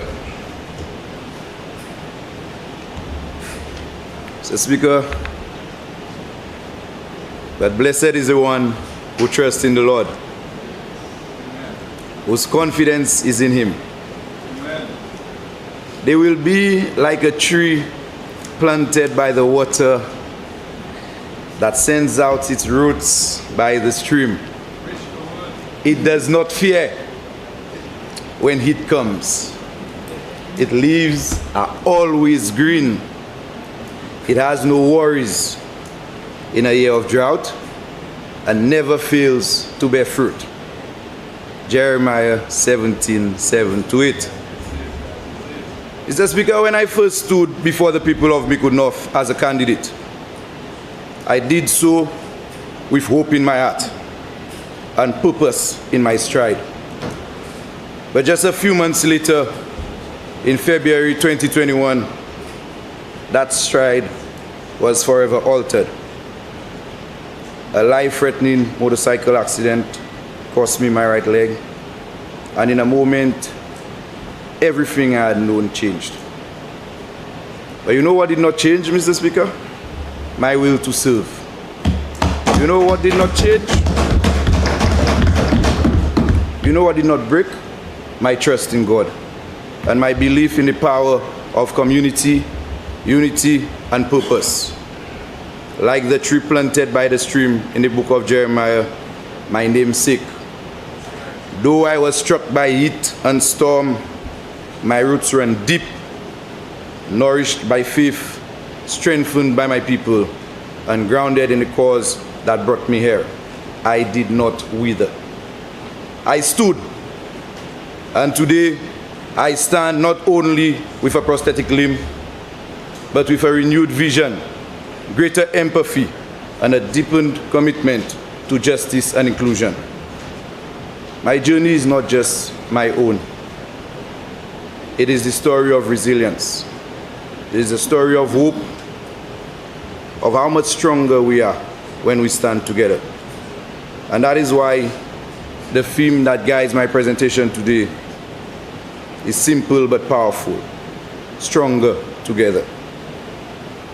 Today I rise not to speak just for myself, but for every citizen who has faced adversity and who have chosen faith over fear. I rise to present a vision rooted in three key pillars: the relentless fight against crime, the elevation and empowerment of people with disabilities, and the holistic development of the people of Miku North. Mr. Speaker, I want to express my immense gratitude to the men, women, and children of Miku North for their unwavering support and outpouring of love throughout the years that I've had the privilege of representing them. And it is this steadfast support that fuels my commitment. It is this steadfast support that fuels my commitment, and it is our shared vision of making Miku North, and I've said it on numerous occasions, the envy of all constituencies,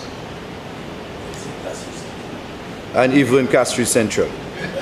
That drives me, Mr. Speaker. It is that passion that drives me to give my best each and every day. Miku se sanu, and we are definitely stronger together. And we will continue to overcome every hurdle and build the Miku that we dream about. I want to give my unequivocal support to the estimates of revenue and expenditure for the fiscal year 2025-2026 as presented by the maestro himself, the member for Castries East, the Honorable Philippe Joseph Pierre. And I think it's important I start buttering his feet very early in the presentation, because I know a little lower he's going to be in a good mood. He's going to be in a good mood, and hopefully then the wish list that he spoke about, I can brandish it here today. I believe everyone here today, Mr. Speaker, and even those listening, would agree that these estimates can be summarized in three simple but powerful words: putting people first. This has become the hallmark of the member for Castries East. And on Tuesday during his presentation, we witnessed a leader who understands the delicate balance of responsibility and pragmatism. We saw a forward-thinking and visionary leader, one who recognizes that by creating an enabling environment for our people to thrive, we empower them to help navigate the uncertainty and volatility of the global landscape. And I say big up to you, boss. I now turn the House's attention to the ministerial portfolios that I have the honor of holding in trust for the people of St. Lucia, particularly those living with disabilities. Mr. Speaker, my faith in God has given me a certain conviction. And it takes me back to the book of Jeremiah, where God says to Jeremiah, "Before I formed you in the womb, I knew you. Before you were born, I set you apart. I appointed you as a prophet to the nations." And amidst the noise about what happened and what did not happen after the aftermath of my accident, who helped me and who didn't help me, and the lies being perpetuated that forced me to reveal my personal documents to refute them, I remain steadfast in my belief that I was chosen for a time like this. Everything that happened was bound to happen to ensure that today we can have a department dealing specifically with matters to advance the cause of persons with disabilities. Mr. Speaker, I have heard and I have listened to the constant calls from segments of our population inquiring about the work program and the direction of the ministry from the moment of the announcement. Their questions stem not from doubt, but from hope. A hope long held by a community that has too often been marginalized and overlooked. And because of the newness of my ministry, we have had to take the time to lay the proper foundation to ensure that the structures, the policies, the programs that we introduce are not just reactive, but sustainable and impactful. We could not have rushed to present something incomplete, but that would have been a disservice to the very people who we seek to uplift. Mr. Speaker, je voulais dire ça en créole. L'année passée, juste avant BGA, nous avons échangé que le Premier ministre a une responsabilité pour les gens qui ont une disabilité à cette lycée. Et puis, tant qu'il a une responsabilité, ça là, BGA a préparé. So nous rencontrons dans situation que nous pouvons tenir l'argent et que nous pouvons amener l'argent à dire ministre ça là pour nous s'appliquer à faire monde qui ont disabilité à cette lycée. Mais ça partir de bout nous continuons à travailler nous as a ministre as a ministry nous continuons à travailler nous continuons à mettre bagaille en place pour l'année ça là qu'on nous une chance pour nous ça mettre à des bagailles à des dans budget bah c'est moun en cette lycée qui vivre et puis disabilité. Et puis nous attendons chaque monde qui a demandé qui ça ministre ça là qu'a fait qui ça yo qu'a fait ministry ça là parce que yo pour l'argent pour côté ka rouler pour dire et puis affaires monde qui ont disabilité. Mais l'année passée nous teni en décembre pour jouer créer International Day pour monde qui jour international pour monde qui ont disabilité. Nous teni un bel programme dans Derek Walcott Square. Nous te aussi mené tout le monde comme monde qui a dit les puis avec Jean Soud nous te mené tout ensemble et puis nous teni meeting qu'on nous te discuter qui manière nous ça mettre bagaille en weg mais by place by monde qui vivre et puis différentes disabilités à cette lycée. Mr. Speaker, on page 247 line item 1209 consulting services and commissions, a sum of $216,758 has been set aside to set up a disability unit, and this is historic.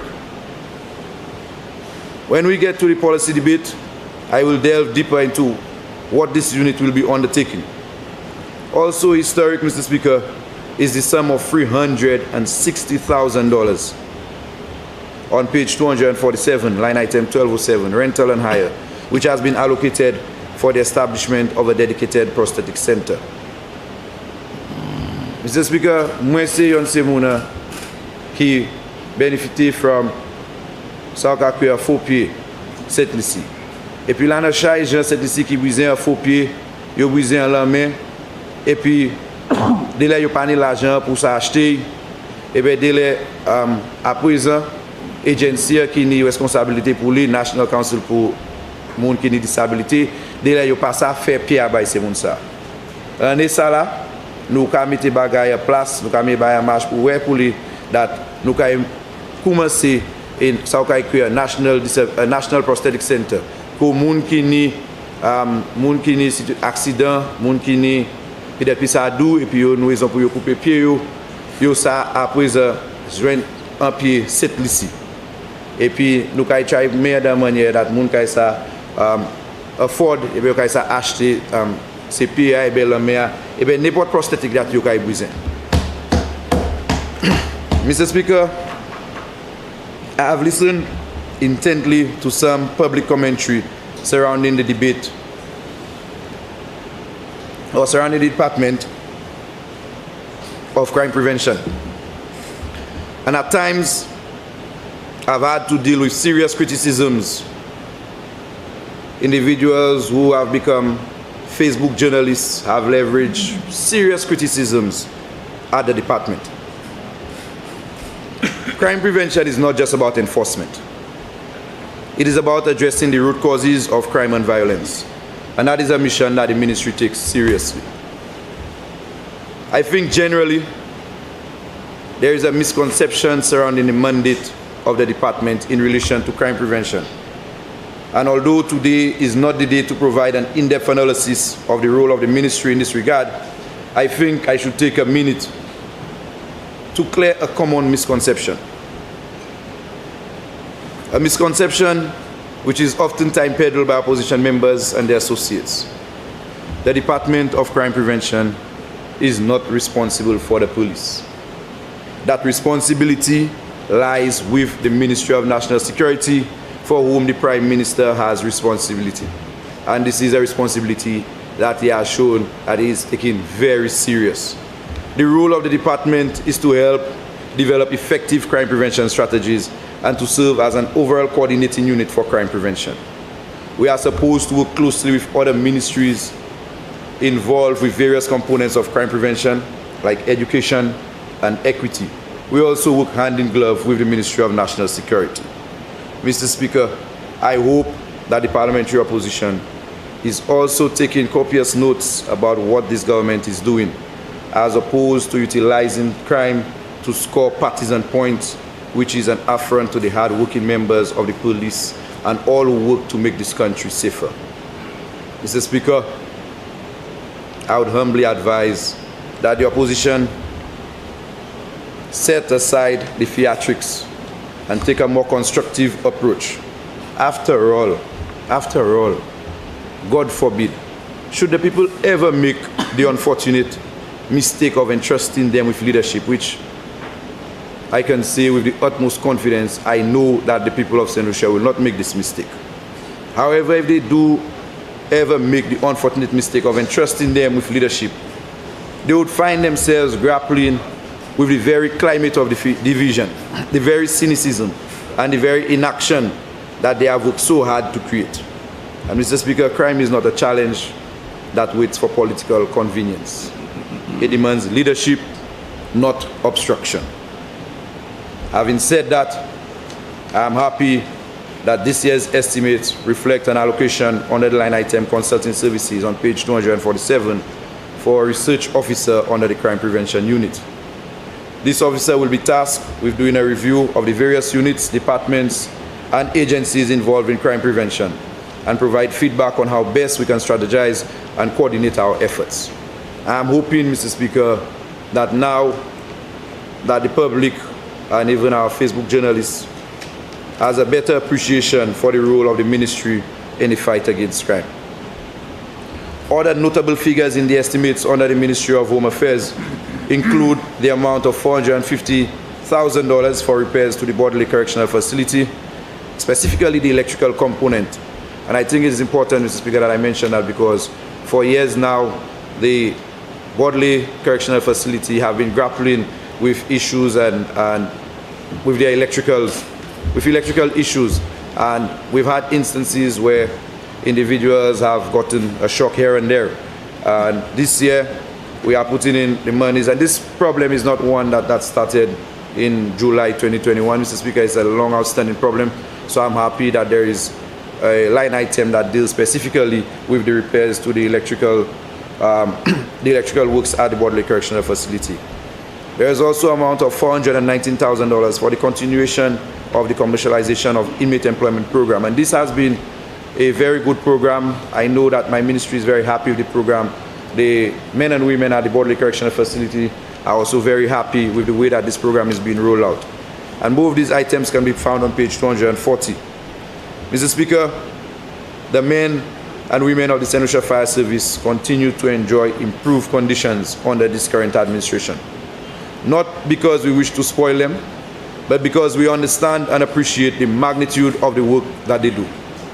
For too long, the recurring decimal, and I remember even before I assumed office, I can remember Honorable Sean Edward making specific mention to the mere $200,000 that had been allocated for the men and women of the St. Lucia Fire Service. And this year, an amount of $800,000 has been allocated to the St. Lucia Fire Service just for repairs. That's only for the repairs for the fire stations around the island. And while I'm on fire stations, I am pleased to announce that work has commenced on the West Coast Fire Station. And I'm sure that the member for Ancillary Canneries and the people of Ancillary Canneries will welcome this development. Additionally, an amount exceeding $7 million on page 233 has been allocated for the continuation of the Enhancing the Resilience of the St. Lucia Fire Service project. And hopefully, some of the essential equipment such as the aerodromes will be made available to the men and women of the St. Lucia Fire Service this year. Mr. Speaker, I now move on to the reason that I am in this August chamber. My beloved constituency of Miku North. And I will update this honorable house and by extension, the people of Miku North on the ongoing and upcoming projects that are shaping the constituency. These initiatives will continue into the new financial year. These initiatives which continue into the new financial year reflects our commitment to community development, infrastructural enhancement, and to youth empowerment. I start with the Morning Post Cemetery. Mr. Speaker, I must start with the much discussed Monipo Cemetery. And I want to thank the Minister for Housing and Local Government for how responsive he was when I came to him about the Monipo Cemetery. This is a project which we embarked on approximately a year ago, and one that holds deep cultural and emotional significance for the people of my constituency. As we know, death, though unfortunate, is an inevitable part of life. Many of our residents have expressed their desire to be laid to rest in the community where they were born. And I too, Mr. Speaker, on numerous occasions have expressed this same sentiment. Last Sunday, we had our first burial at the cemetery, laying to rest our dear friend and comrade, Mr. James Peter. And Mr. Speaker, it is regrettable that some chose to politicize the passing rather than offer condolences to his family. Mr. Speaker, you will have enough time to save what you want to save, don't worry. Mr. Speaker, this cemetery, since 2016, had met its capacity. And you go to funerals in Monipo and you hate every day. And when I attend funerals, Mr. Speaker, on est pour nous chebu pour chau pas casser. Là, quand on vient d'où comme ça, chairman, les moi pas vle tirer moi Denry South, moi pas vle tirer moi, yo pas vle aller Denry South, yo pas vle aller fort, yo vle tirer colon pour yo tirer mopo. And Mr. Speaker, I did not waste any time. I went to the minister with responsibility for local government, and I expressed to him the sentiments of my people. And within short order, the lands were acquired for the Monipo Cemetery. Within short order, we had a groundbreaking ceremony and the works commenced at the Monipo Cemetery. I am pleased to report that several internal roads have been constructed. The perimeter wall at the Monipo Cemetery is complete. 30 tombs have already been built with another 20 nearing completion. And most of the works undertaken by the residents of Miku North, ensuring economic benefits stayed within the community. However, there is still more to be done before we officially declare the cemetery open. I note that under Head 48, Department of Housing and Local Government, line item 0422, cemetery expansion, $3 million has been allocated. I have engaged the member for Fisheries Central, who has assured me that there is funding to facilitate the construction of additional tombs, a washroom facility, a gazebo, and the painting of the perimeter walls. Mr. Speaker, I know that families like Laurence, who operate business near the cemetery, and Mrs. Maffrin, whose shop is strategically located in the area, will be pleased with this progress. The establishment provides a much-needed service to those attending funerals, what we call water holes, and this development will undoubtedly benefit them. Still in Monipo, Mr. Speaker, the Wen playing field.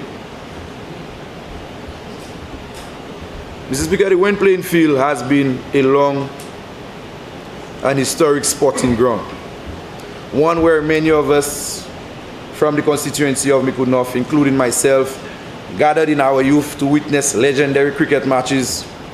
It is it is a ground where teams like Lapwet 4H, with players like Yad, Dave, Ortega, Mythic, Peterson, Guy, Johnson, Marcellus, albeit most of them are veterans now, competed against greats from PYO like Hawk, Alan, Payoko, and Kaula. For years now, not much has been done to enhance this beloved field. But today, this is changing. We have installed top quality lights. we have installed top quality lights for nighttime sporting activities. As we speak now, the full resurfacing of the field is currently happening. And I am in active discussion with the Minister of Youth Development and Sports. And I am confident that a washroom facility will be constructed at the Wayne playing field in this financial year. We are also hoping that they can explore the options of perimeter walls and stands for the Wayne playing field. Mr. Speaker, depuis moi c'est un team of mine, moi ka monter descendre mopo pour playing field Wayne. Et puis nous là nous avons plus belle game cricket et plus belle game football. Mopo qui a produit c'est 7 plus meilleurs cricketeurs en 7 lycées. Un pays ça, nous avons produit monde comme Gary Maffrin, Clitus, nous avons produit nous monde comme Cody, nous avons Gaskion, c'est Sabina Simanuel, un homme qui fait 300 back to back, Prime Minister Cup, il fait 300 3 fois match. Ça juste qu'à mucho qualité ces players ça that nous a produit à Mopo. Et puis c'est monde ça qui a servi Wayne playing field pour yo ça practice, pour yo ça jouer. Et puis pour combien d'années filant de la même manière that nous joignent. Et pas Djebay a fait à sous field ça là. Mais moi je veux dire Jean Mopo, moi je veux dire Jean Kachimé, Jean Poilin, Jean Lomba et puis tout l'autre monde qui a servi field ça là. That nous là même parlement pour Denry South dis-moi that il y a un garçon qui est un bon cricket player, Sean Neal. Il plus meilleur passé lui-même Sean. Although moi pas savent qui cricket, même parlement ça a joué mais il dit plus meilleur garçon, il plus meilleur passé. Mais moi je veux dire that après ça quand nous avons parlé, nous avons mis light à sous fil ça là. Et puis c'est light ça là, vous pouvez connecter au talent, Lucia le juste travailler à sous connexion ça là pour light là. Et puis c'est light ça qui vient on tout de suite. Mais nous pas quoi juste mettre light à sous fil et puis quitter fil la même manière été. So ça nous fait c'est nous resurface fil. So nous fait fil ni chaque tout avec nous arranger ça et puis nous voir that fil ça presque quand même condition et puis fil bon séjour. Et puis moi ça vla monde construire qui a demandé pour un mini stadium. Avec moi quoi titak par titak là nous mettez bagaille sous fil when ça là un jour nous kay ouais un petit stadium en dedans Mopo un Wayne playing field. Mr. Speaker, under head 54 Ministry of Youth Development and Sports, line item 0408 rehabilitation of sports facilities, there is an allocation for facility repairs. I am making a direct plea to the member for Grozile to ensure that part of this allocation is directed towards the Passiers Court, the Miku Court, and the Miku washroom facility. If you go to Miku, you realize that we have netballers, we have volleyballers, we have basketballers who utilize the court. And for a long time now, the Miku Court has not received any attention. And it has continued to deteriorate. And I'm hopeful that once and for all, we are going to be able, I know that we're able to repair the rims, but we're hoping that we can upgrade the Miku Court and the Passiers Court, and also the washroom facility to ensure, and we need to ensure that we repair the washroom facility. And the reason we need to ensure that we repair the Miku washroom facility is because this is the training ground for the children of the Miku Secondary School and the Miku Primary School. And whilst I speak about the children from the Miku Primary School and the Miku Secondary School, Mr. Speaker, I want to say a little bit about the rise in sports in Miku North. Miku North is transforming and our sporting achievement proves it. Miku Secondary delivered an outstanding performance at Island Champs. For the first time, we saw a school from the east cause the college and convent children to shiver.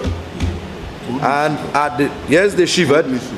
And I can almost assure you that with the development I've seen at the school, that next Island Champs, Miku is the team to look out for. Oh.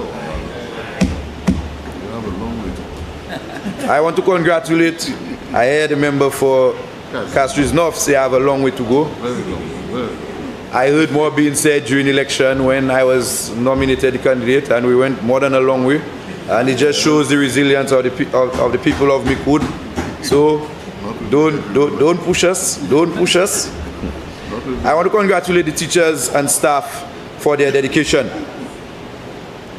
The Minister of Sports has assured me that investment, yes, he has assured me that an investment in sporting equipment for the school will be made. So the boys and girls of the Miku Secondary School can rest assured that this year they will see a donation of sporting equipment coming to Miku Secondary School. The Miku Primary Schools was crowned champions, and I know the member directly across from me and the one to my immediate right might not like the next announcement, because at the District 5 Inter-Primary Sports Competition, Miku Primary School left with the crown, and it just shows that our glory days has just begun, a testament to the bright future of athletics in our constituency. The Monrepo and Miku football teams will also receive sporting equipment in the new financial year. So I want to say to the Monrepo football team, and I know that they've been practicing and we've made some significant transfers in the transfer window. So other teams better look out come when the semi-professional league starts. Last year is not this year. And mark my words. And also the team from Miku, I think we've having a conversation with the member for Grozile. I know he did not ask me to say it here, but I can take the chance and say it. He said that football is boring without Miku performing well. And Miku is like the next Chelsea. So I'm happy that Miku is going to be getting some sporting equipment. The Miku team is also going to be getting some equipment to help with sporting development in Miku North. You're saying that to everybody, man. Mr. Speaker,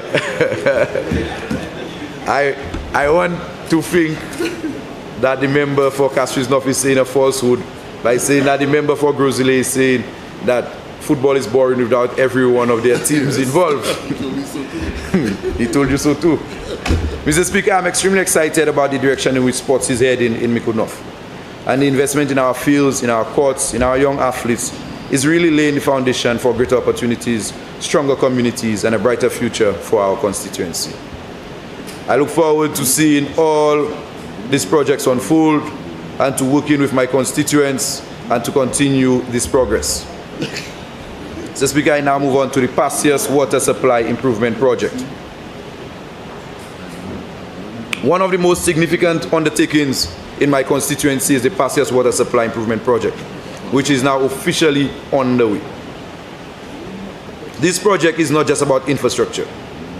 It is about restoring a certain level of dignity and ensuring a basic human right for the residents of La Puette, Passius, Marguerite, Monrepo, Prale, Mamiku, Laho, and Loba.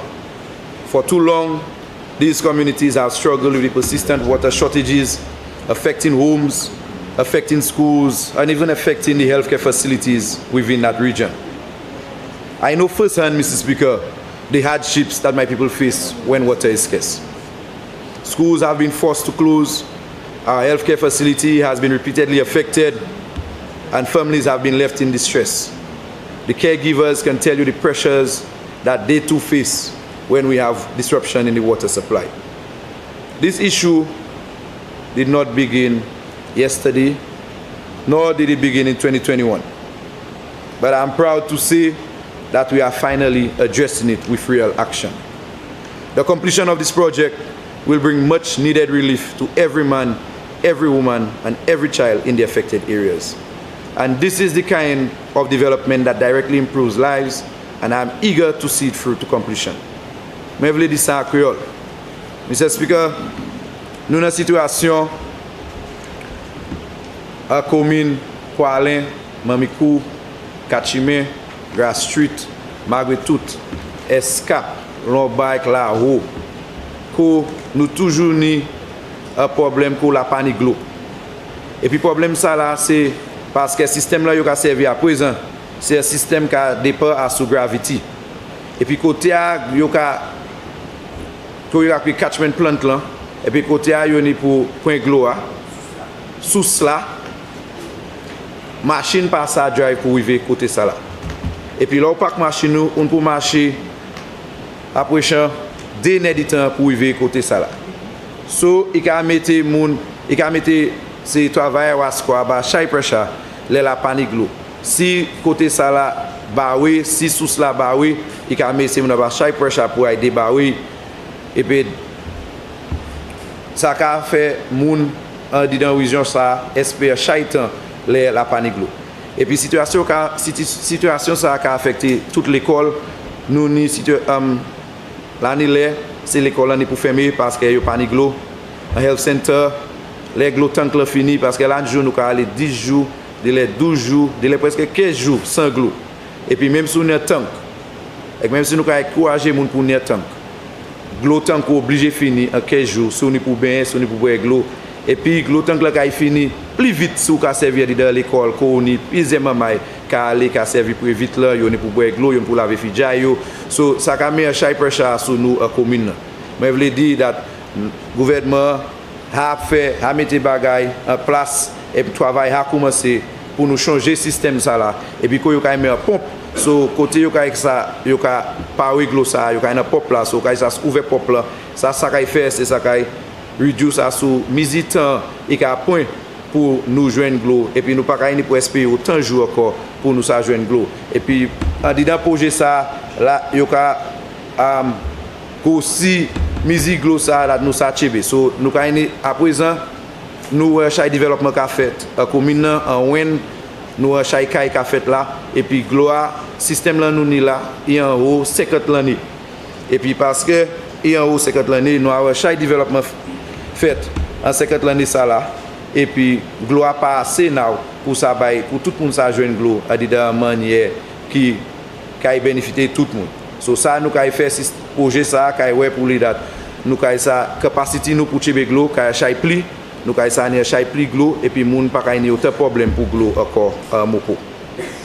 So speaker, I then move on to the Pastures Preschool, a much anticipated opening. Another project that has generated considerable discussion in my constituency is the Pastures Preschool.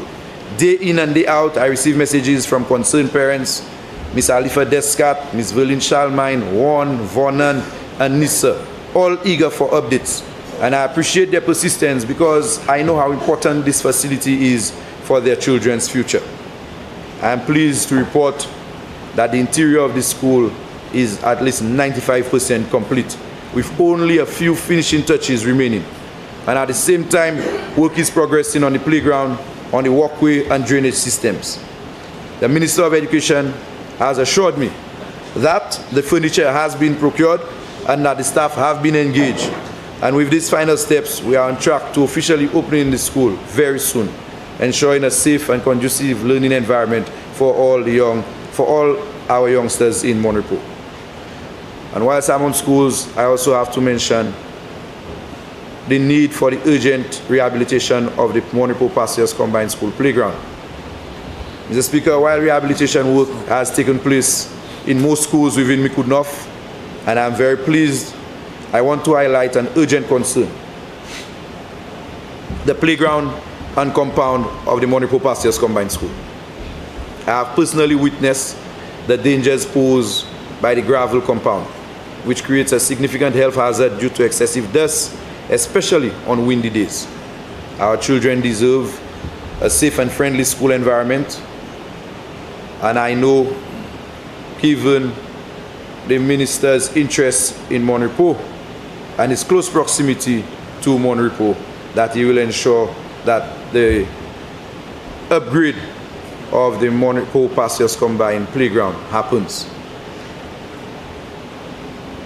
And this is a very necessary investment in order to ensure the well-being and safety of our students. Mr. Speaker, the constituency of Miku North is unique in many ways, particularly because it has two fishing communities in close proximity, Prale and Miku.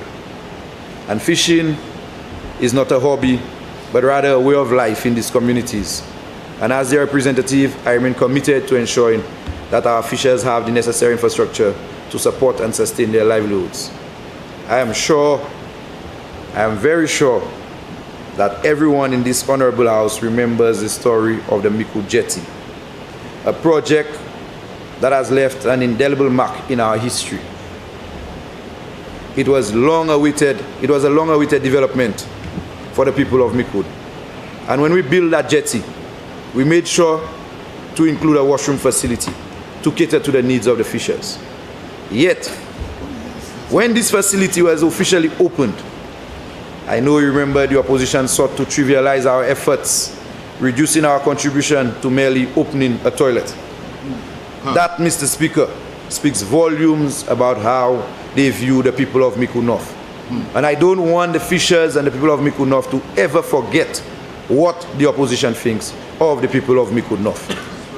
Let us not forget, Mr. Speaker, that when others turn their backs on them, when others turn their backs on the opposition, the people of Miku North remain steadfast in their support for the opposition. But we must also recognize that the opposition we see today is not the same as before. Some have even gone as far as christening them to the new WP. So they're no longer the UWP, it's the new WP. But I raised the issue of the Miku Jetty and the washroom facility to emphasize a greater vision. A vision to one day have a modern fishing complex. A modern fishing complex in Miku, complete with the necessary amenities to support and enhance the fishing industry.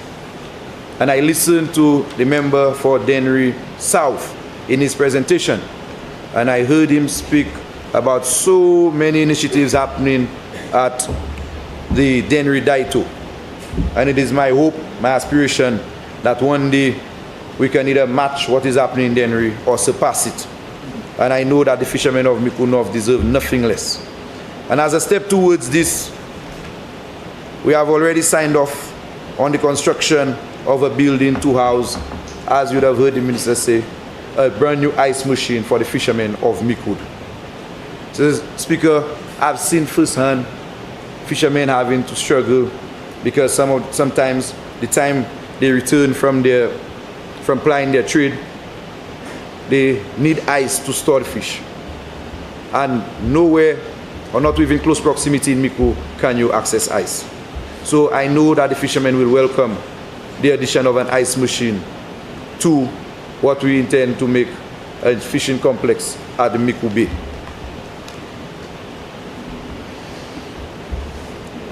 Turning our attention to Prale, because Prale is also a fishing community.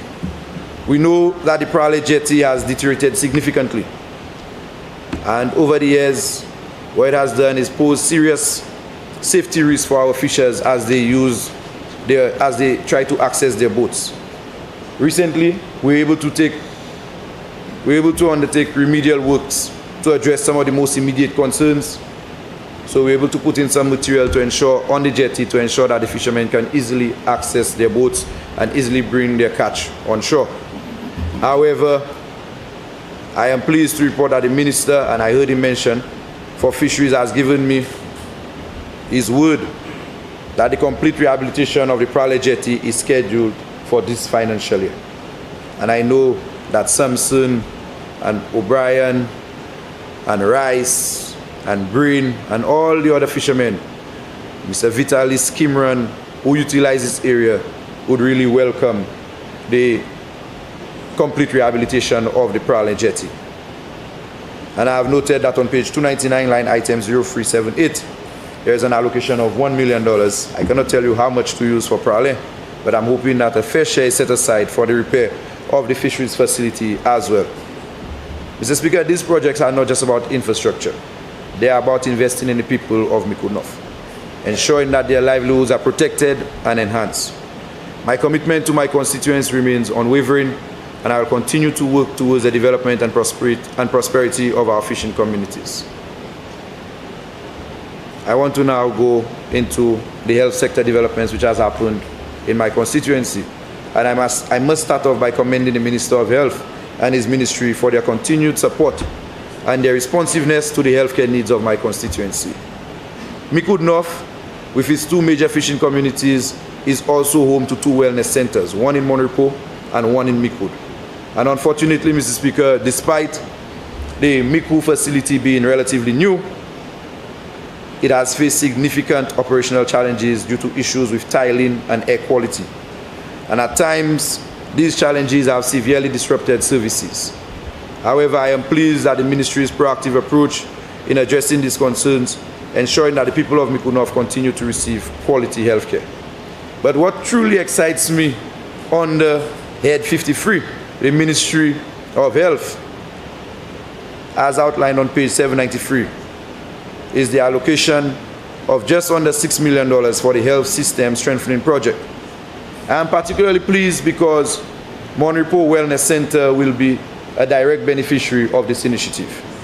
Mr. Speaker, the long-awaited upgrades to the Monrepo Wellness Center will soon become a reality, as the call for tender has already been issued. And once completed, the facility will see significant improvements, including an expanded waiting area for greater comfort, a designated driveway to facilitate ambulance access, the long overdue construction of a consultation room, a complete upgrade of electrical and plumbing systems, and the installation of new fencing for security.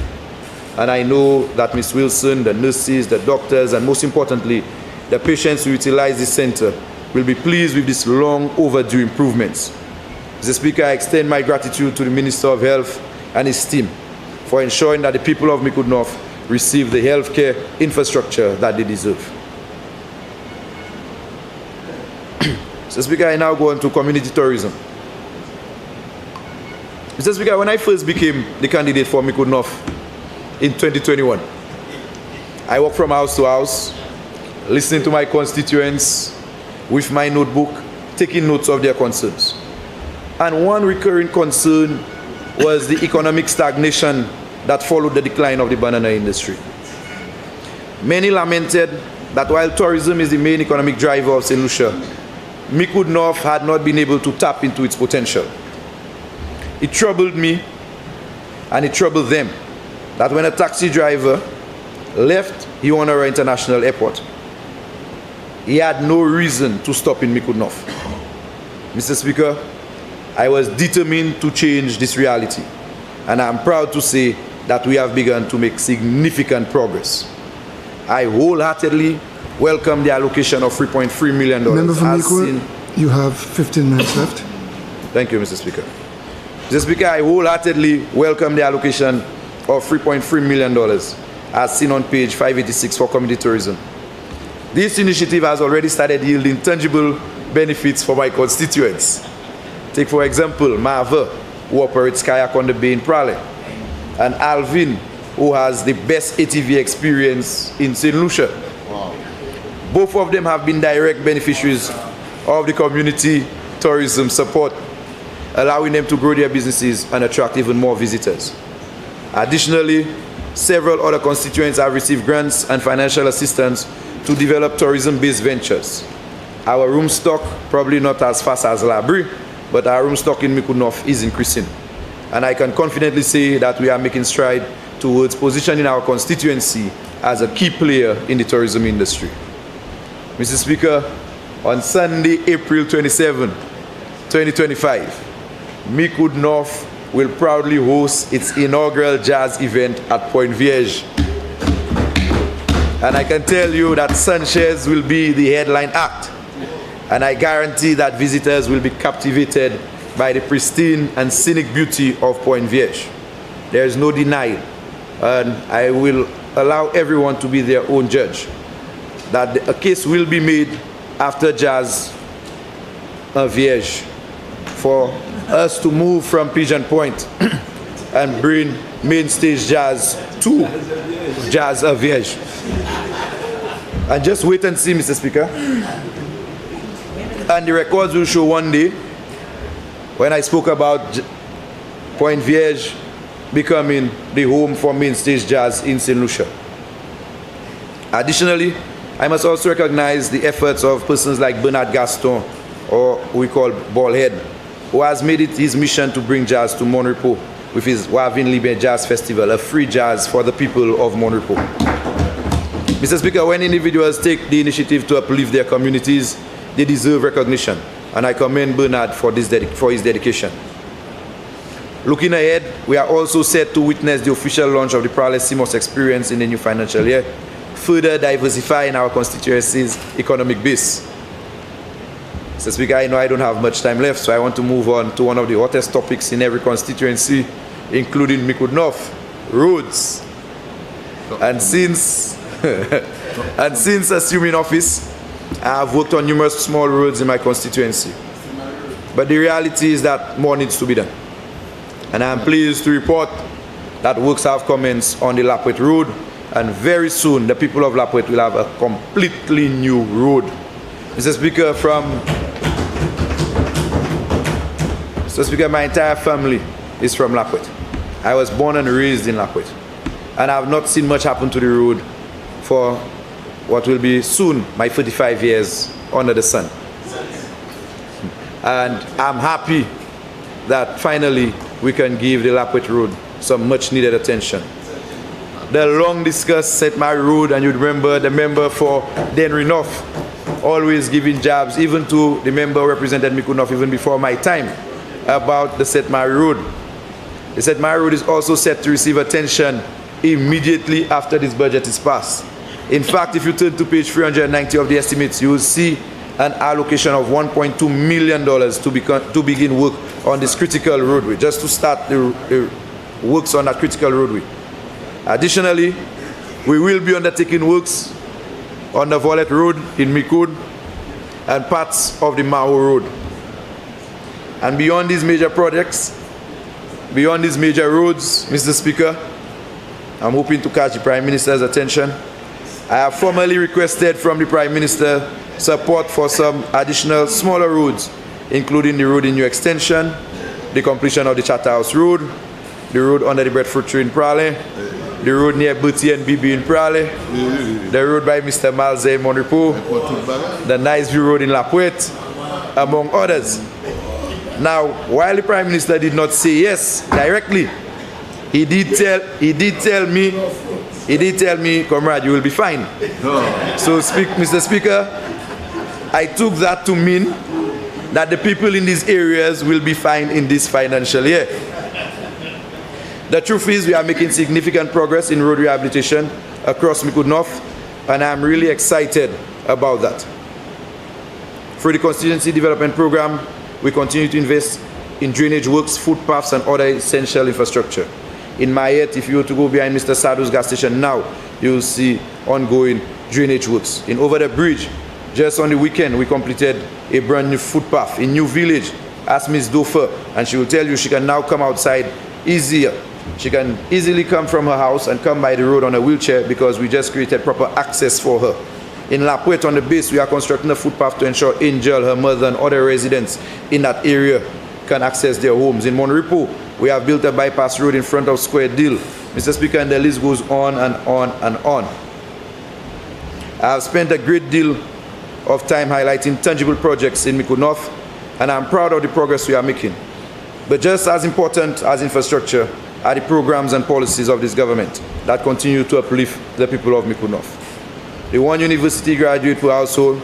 Last year, I was extremely pleased to see the number of young people from my constituency who benefited from this program. The MSME loan grant facility. Many of my constituents have secured financing to grow their businesses through this program. The Youth Economy Agency. Almost every day, someone from Miku North calls me to tell me that they have received a grant from this agency. And these are just a few examples of how this government is investing in the people of Miku North.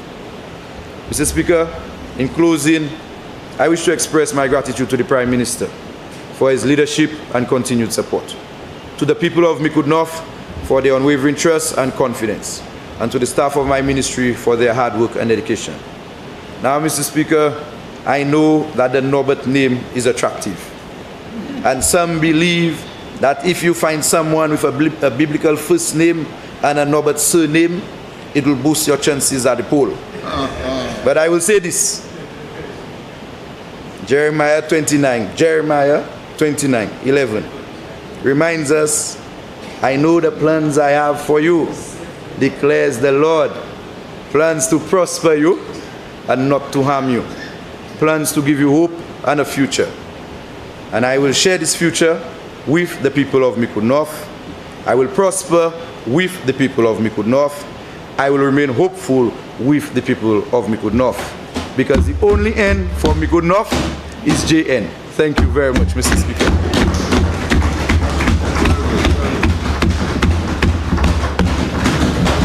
Leader of Government Business.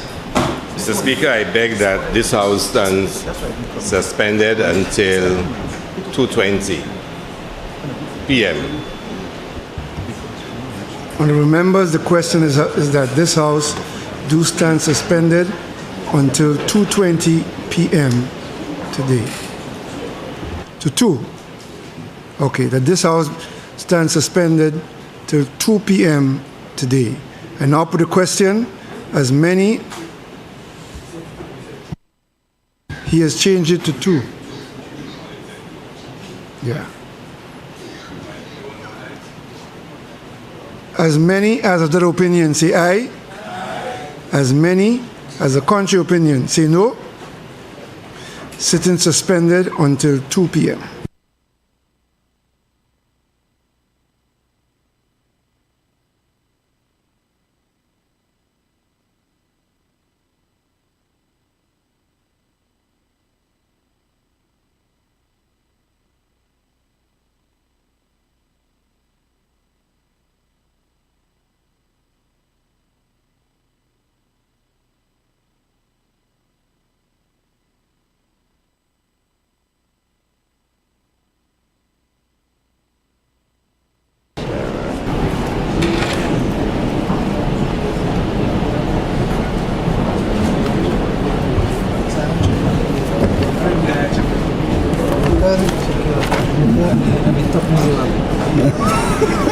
We coming on there?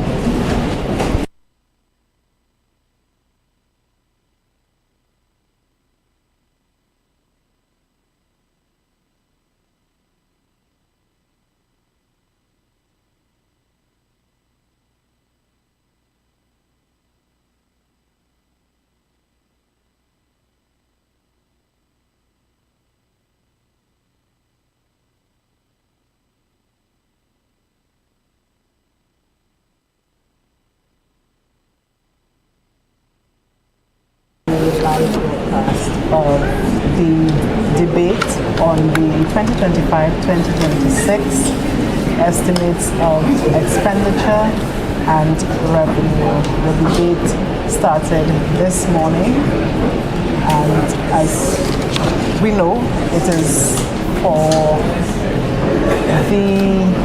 in the sum of, beg your pardon, $2,057,519,900. And this morning, we had 3 members make contributions to the debate, beginning with the member for Fisheries Southeast, Honorable Joachim Henry. He was followed by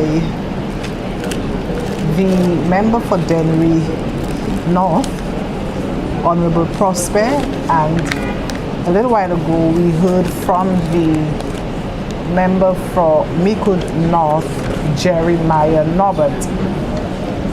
The members who spoke this morning were giving more or less a report on the work done in their constituencies,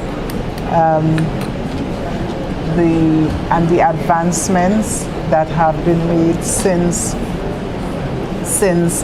assuming representation of the various constituencies. The First Minister Joachim, just to mention some of the highlights of the achievement, he spoke on, he was particularly pleased that the Minister of Finance had increased allocation to his ministry. He felt that the work being done by his ministry in caring for the needs of the underprivileged, and as he said, he being the Minister of Poverty Alleviation, he was quite pleased, and he really thanked the Minister for the increase in allocations to his ministry. He spoke on, for the first time, there would be a feeding program that with a feeding program, he spoke on the home care in his constituency, a feeding program in a particular area in the constituency, the home care in the constituency. He was particularly pleased also with the support given to religious organizations, and he was saying that's as a direct result of the increase in allocations, and that a lot of religious organizations would benefit, including the Seventh-day Adventist Church in his constituency.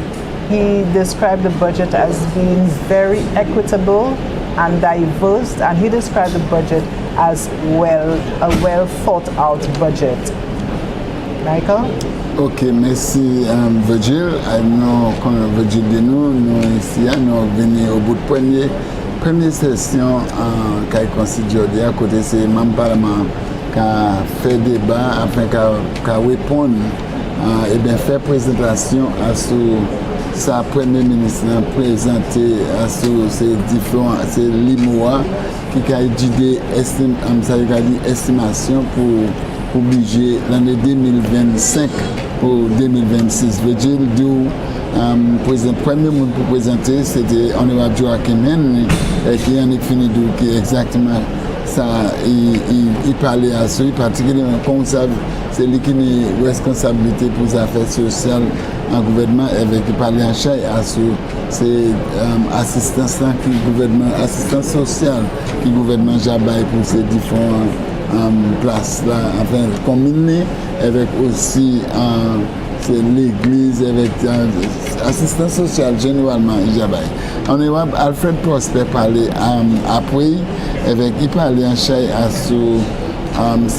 c'est lui qui ministère aussi qui est responsable pour l'agriculture avec ces différents assistances qui Jabaï ministre agriculture Jabaï pays.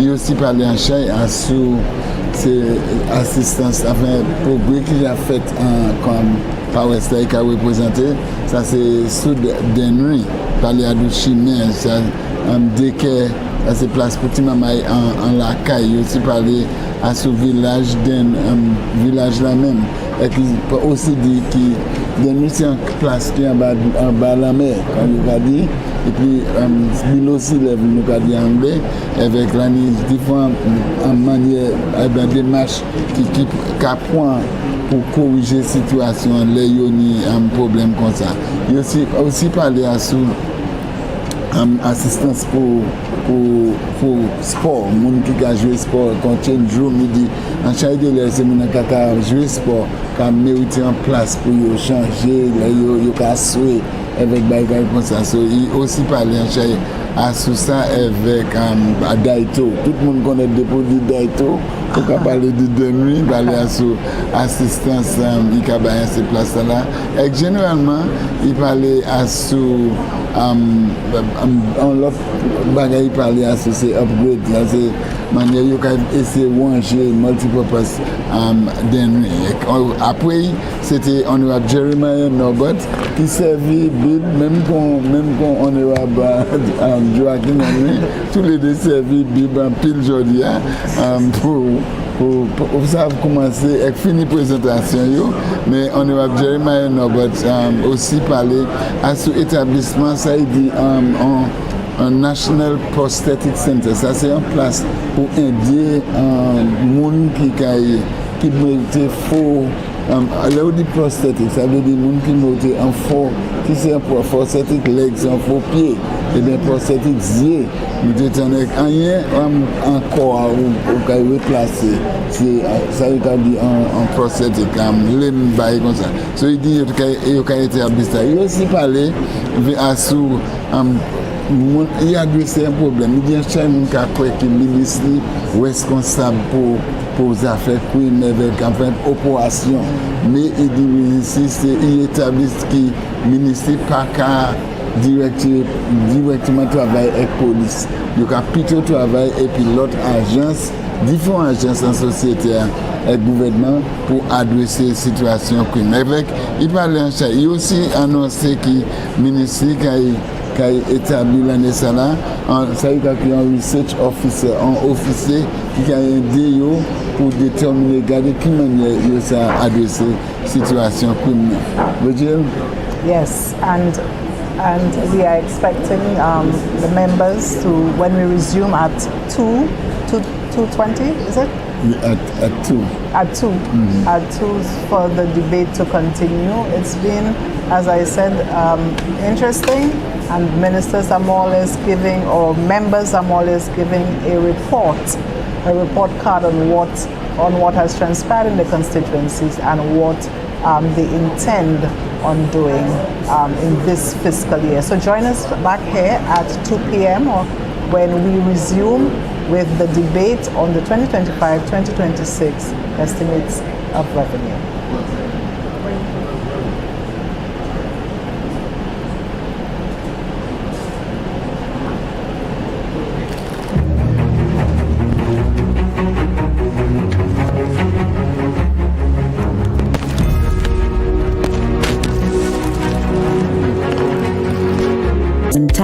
And has been offering mental health services to St. Lucia ever since. It is part of the Millennium Heights Medical Complex.